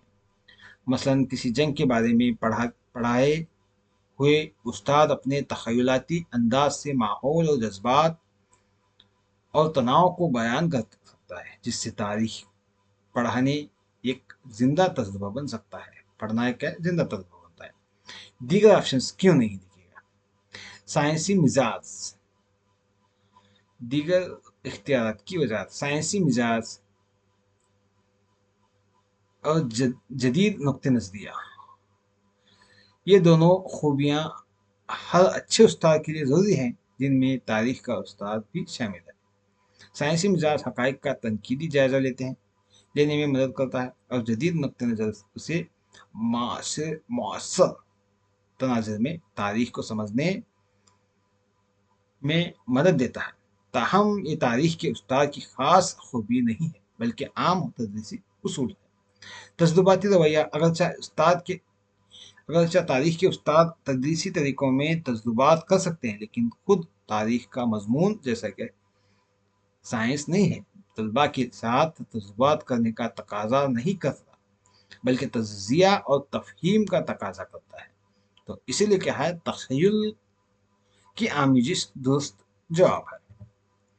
अगला सवाल, मुकामी तारीख का मुतालिया तदरीस के किस उसूल पर मुबनी है? मालूमात से नामालूम की तरफ, सादा से पेचीदा की तरफ, ख़ास से आम की तरफ, आसान से मुश्किल की तरफ। देखिएगा, पहला ऑप्शन सही है, मालूम से नामालूम की तरफ। मुकामी तारीख का मुतालिया अगर हम करें तो मुकामात के बारे में हमें मालूम होता है, तो उसका मुतालिया करके हम नामालूम की तरफ बढ़ते हैं, दुनियावी तारीख के बारे में, क्योंकि दुनियावी तारीख हमें बचपन में नहीं मालूम होती। तो इसलिए क्या है, दोस्त ऑप्शन फर्स्ट वन है। देखिएगा, मुकामी तारीख में वो वाक़यात, मकामात, शख्सियात, आसार शामिल होते हैं जो तलबा के फौरी माहौल यानी उनके गांव, शहर, इलाके से ताल्लुक़ रखते हैं। इंतखाब की वजह क्या है, मालूम से नामालूम की तरफ। जब एक उस्ताद मुकामी तारीख से तदरीस का आगाज़ करता है तो वो उन चीज़ों के बारे में पढ़ा रहा होता है जिनसे तलबा पहले ही वाकिफ़ होते हैं। मिसाल के तौर पर वो अपने शहर की सबसे पुरानी इमारत या मुकामी हीरो के बारे में जानता है। इस मालूम की बुनियाद को इस मालूम बुनियाद को इस्तेमाल करके उस्ताद आसानी से तलबा की दिलचस्पी पैदा कर सकता है और उन्हें मुल्क या दुनिया की वसी तरफ नामालूम तारीख की तरफ गामज़न कर सकता है। इस तरह मुकामी तारीखी तदरीस मालूम से शुरू होकर नामालूम की तरफ यानी कौमी या आलमी सतह तक पहुँच सकती है। इसलिए क्या है, फर्स्ट ऑप्शन दुरुस्त है। अगला सवाल, मिसालें पेश करता है तदरीसी मकसद की किस खुसूसियत से ताल्लुक़ है? मिसालें पेश करना, महारत से, इल्म से, फ़हम से, तनकीद से। दुरुस्त जवाब क्या है, तीसरा है, फ़हम, समझ है। क्या है, सर समझ है। कैसा दिखेगा, तदरीसी मकासद का तसव्वुर। तालीमी नफ्सियात और तदरीस के उसूल में तदरीसी मकासद को मुख्तलिफ सतहों पर तकसीम किया जाता है, जैसा कि ब्लूम की दर्जाबंदी में बयान किया गया है। जब तालिब इल्म कोई अमल करता है तो ये अमल बताता है कि उसने किस सतह का मकसद हासिल किया। इल्म, फ़हम, इतलाक़ यहाँ पर बताया गया है। इल्म, फ़हम और इतलाक़। इल्म याद करना, पहचानना या जानना है। मिसाल के तौर पर तालिब इल्म सिर्फ तारीफ बता सकता है। फ़हम तर्जुमा करना, मिसालें देना, तशरीह करना, खुलासा करना है। तो तालिब इल्म को अपनी ज़बान में समझा सकता है, उसकी मिसालें दे सकता है। तो सवाल यहाँ मिसालें पेश करना मतलब फ़हम समझ कर करना, इतलाक़ इस्तेमाल करना, मुज़ाहिरा करना या हल करना है। तालिब इल्म तसव्वुर को नए मसले पर लागू कर सकता है। और तनकीद क्या है यहाँ पर, उसमें पाए जाने वाले बुराइयों और अच्छाइयों का जायजा लेना है, तनकीद। तो इस तरह से क्या दुरुस्त जवाब तीसरा है। अगला सवाल, असातिज़ा की कारकर्दगी को किसके ज़रिए बेहतर बनाया जा सकता है? दौरान मुलाजमत तरबियत, मुलाजमत से कब्ल तरबियत, तदरीसी तरीक़ेकार, तदरीसी अमल। तो दुरुस्त जवाब क्या है? दौरान मुलाजिमत है। यही क्या है, असातिज़ा की कारकर्दगी को बेहतर बना सकते हैं। दौरान मुलाजमत तरबियत, उस्ताद की कारकर्दगी के से मुराद क्लासरूम में उनकी मौसर तदरीस की सलाहियत और उनमें बेहतरी लाना है। तरबियत को आमतौर पर दो अहम हिस्सों में तकसीम किया जा सकता है, pre service training, in service training. Pre service मतलब मुलाजिमत से कबल, इन सर्विस मतलब दौरान मुलाजिमत। प्री सर्विस मतलब हमें जो D Ed, B Ed, M Ed कहें वो आता है, और दौरान मुलाजिमत मतलब तदरीस के दौरान ही क्या है, ताज़ा तरीन तदरीसी तरीक़ों, टेक्नोलॉजीज़ और तालीमी फ़लसफ़ों से वाकिफ़ियत होना, ये दौरान तरबियत है। दौरान तरबियत मुलाजिमत देखिएगा उस्ताद की कारकर्दगी को बेहतर बनाने और उन्हें जदीद तकाज़ों के मुताबिक ढालने का सबसे मौसर तरीका है। जब एक उस्ताद तजुर्बा हासिल कर लेता है तो इन सर्विस ट्रेनिंग उसे अपने तजुर्बात को बेहतर बनाने और अपनी खामियों को दूर करने और क्लासरूम के नए चैलेंजेस से निपटने में मदद देती है। ये तरबियत उस्ताद की सलाहियतों को ताज़ा और तरक्की याफ्ता बनाती है। तो इसलिए क्या है, पहला ऑप्शन सही है। अगला सवाल, तदरीस के दर मंदजजील तरीकों में से किस में एक सरगर्मी के तौर पर मॉडल पार्लियामेंट के निकाह का इंतज़ाम मौजूद है? मॉडल पार्लियामेंट सर्वे का तरीका, अमली मुजाहिदे का तरीका, मुशाहिदे का तरीका या माखज़ का तरीका। देखिएगा इनमें से कोई नहीं, क्योंकि मॉडल पार्लियामेंट का ताल्लुक वाज़ेह तौर पर ड्रामेटालाइजेशन, रूल प्ले या डिस्कशन के तरीकों से है। ताहम अगर इन दिए गए ऑप्शंस में से करीब तरीन का इंतखाब करना हो तो यहाँ वजाहत की ज़रूरत है। देखिएगा असल मसला मॉडल पार्लियामेंट बुनियादी तौर पर एक किरदार अदा करने है, रूल प्ले या बहस मुबाहसे पर मुबनी सरगर्मी है। इनमें से कोई भी तरीके दिए गए इख्तियार में शामिल नहीं है। दिए गए इख्तियार क्या है? सर्वे का तरीका है, इसमें मालूमात जमा करने और तज्जिया करने के लिए सवालनामे, इंटरव्यू का इस्तेमाल किया जाता है। ये पार्लियामेंट के किरदार को अदा करने से ताल्लुक नहीं है। अमली मुजाहिदे का तरीका, इसमें उस्ताद किसी अमल को खुद करके दिखाता है ताकि तलबा मुशाहिदा करें। ये सियासी किरदार अदा करने से ताल्लुक नहीं है। मुशाहिदे का तरीका, इसमें तलबा किसी चीज़ जैसे हकीकी पार्लियामेंट की कार्रवाई को खामोशी से देखते हैं और समझते हैं। मॉडल पार्लियामेंट तो तलबा को खुद सरगर्मी में हिस्सा लेना का मौका फराहम करता है, तो इसलिए ये भी नहीं। माखज़ का तरीका, माखज़ मतलब अखज़ करना, इसमें तदरीस के लिए कदीम और असली दस्तावेज़, किताबों, दीगर तारीखी माखज़ का इस्तेमाल किया जाता है। ये तरीका भी किरदार अदा करने से ताल्लुक नहीं है।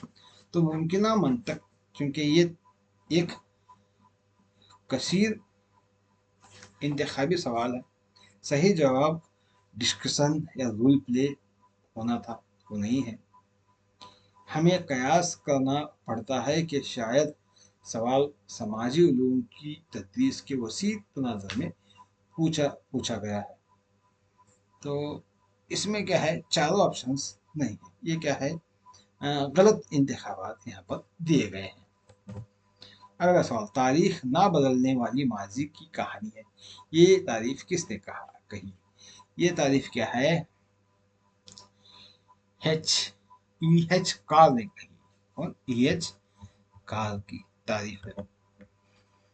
हाँ, तो एच कार्ल का मशहूर कॉल है, history is the story of unchanging past के मशहूर मकौले व्हाट इज हिस्ट्री के तनाजुर में इस्तेमाल किया जाता है, लेकिन ये दरअसल इस कॉल को रद्द करने के लिए इस्तेमाल होता है। कॉल का सयाक सबाब, एच कार ने अपनी किताब में एक मौरख के तौर इस रिवायती ख्याल की मजम्मत की थी कि तारीख सिर्फ माजी के हकाइक का एक मजमुआ है जो हमेशा एक जैसा रहता है। इन्होंने असल में ये दलील दी थी कि माजी बजाते खुद एक जैसा रहता है, लेकिन तारीख हमेशा बदलती रहती है, क्योंकि ये मौरख और उसके मौजूदा हालात के दरमियान जारी मुकालमे पर मबनी है। दीगर ऑप्शन के अगर हम देखें तो थॉमस कार्लाइल कार्लाइल इसका मशहूर कॉल क्या है? History is the essence of इनो इन इनुमेरेबल बायोग्राफीज, तारीख बेशुमार सवान उंगलियों का जोहर है, कहा इसने। और एडवर्ड गिब्बन, इसने क्या कहा? तारीख बनी नो इंसान की के जराइम,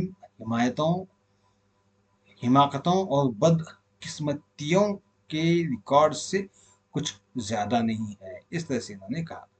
तो इस तरह से दो के बारे में है। और अरस्तु ने क्या है, इसके बारे में कुछ नहीं कहा। तो दोस्त जवाब क्या है? चौथा ऑप्शन है। अगला सवाल, तलबा में सियासी शऊर पैदा करने में मंदिर झील में से कौन सा मजमून हमारी मदद करता है? माशियात, समाजियात, तारीख, जोग्राफिया। तो सियासी शऊर क्या है, किससे होता है? तो देखिएगा, सही जवाब की अगर हम बात करें तो इसमें से कोई भी नहीं है, क्योंकि यहाँ पर सियासी शऊर, सियासियत आना था या शहरियत आना था, तो कौन सा भी नहीं है। तो इसलिए क्या है, ये दोस्त जवाब नहीं है इसमें। तो यहाँ पर इसमें तारीख, गुजरे हुए वाक़यात के बारे में जानते हैं। माशियात में क्या है, माशी पॉलिसियों, माली मामलात के मुताल्लिक बहस करते हैं। और समाजियात में क्या है, समाजी ढांचे, ग्रोहों और माशरती उसूलों के बारे में बहस करते हैं। जोग्राफिया में क्या है, मुकाम, माहौल और वसाइल की तकसीम के मुताल्लिक बहस करते हैं। तो इसलिए क्या है, इसमें ऑप्शंस सही ऑप्शंस नहीं है। अगला सवाल, तारीखी तरतीब और जोग्राफिया, तारीख की दो आंखें हैं। तारीखी तरतीब और जोग्राफिया ये किसके मुताबिक है?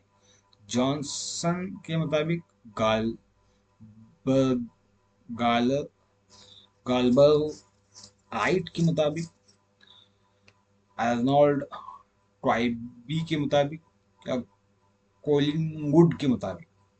तो सही जवाब है, ये कॉल ना तो इनमें से किसी का है और ना ही ये इन मशहूर मौलिकीन से बराह रास्त मंसूब है। ताहम तालीमी सवालात के मुतनाज़िर में यह मशहूर कॉल अक्सर एक नामालूम मौलिक या आम मुफक्किर से मंसूब किया जाता है, जिसकी वजह से ये गलत या मुतनाज़ा सवाल है। तो तारीखी तौर पर ये जुमला किसी भी बड़े और मशहूर मौलिक जैसे चारों ऑप्शन में से कामों में से मौजूद नहीं है। ये एक उमूमी मकूला है जो तारीख की तदरीस के दायरे में इस बात पर जोर देने के लिए इस्तेमाल किया जाता है।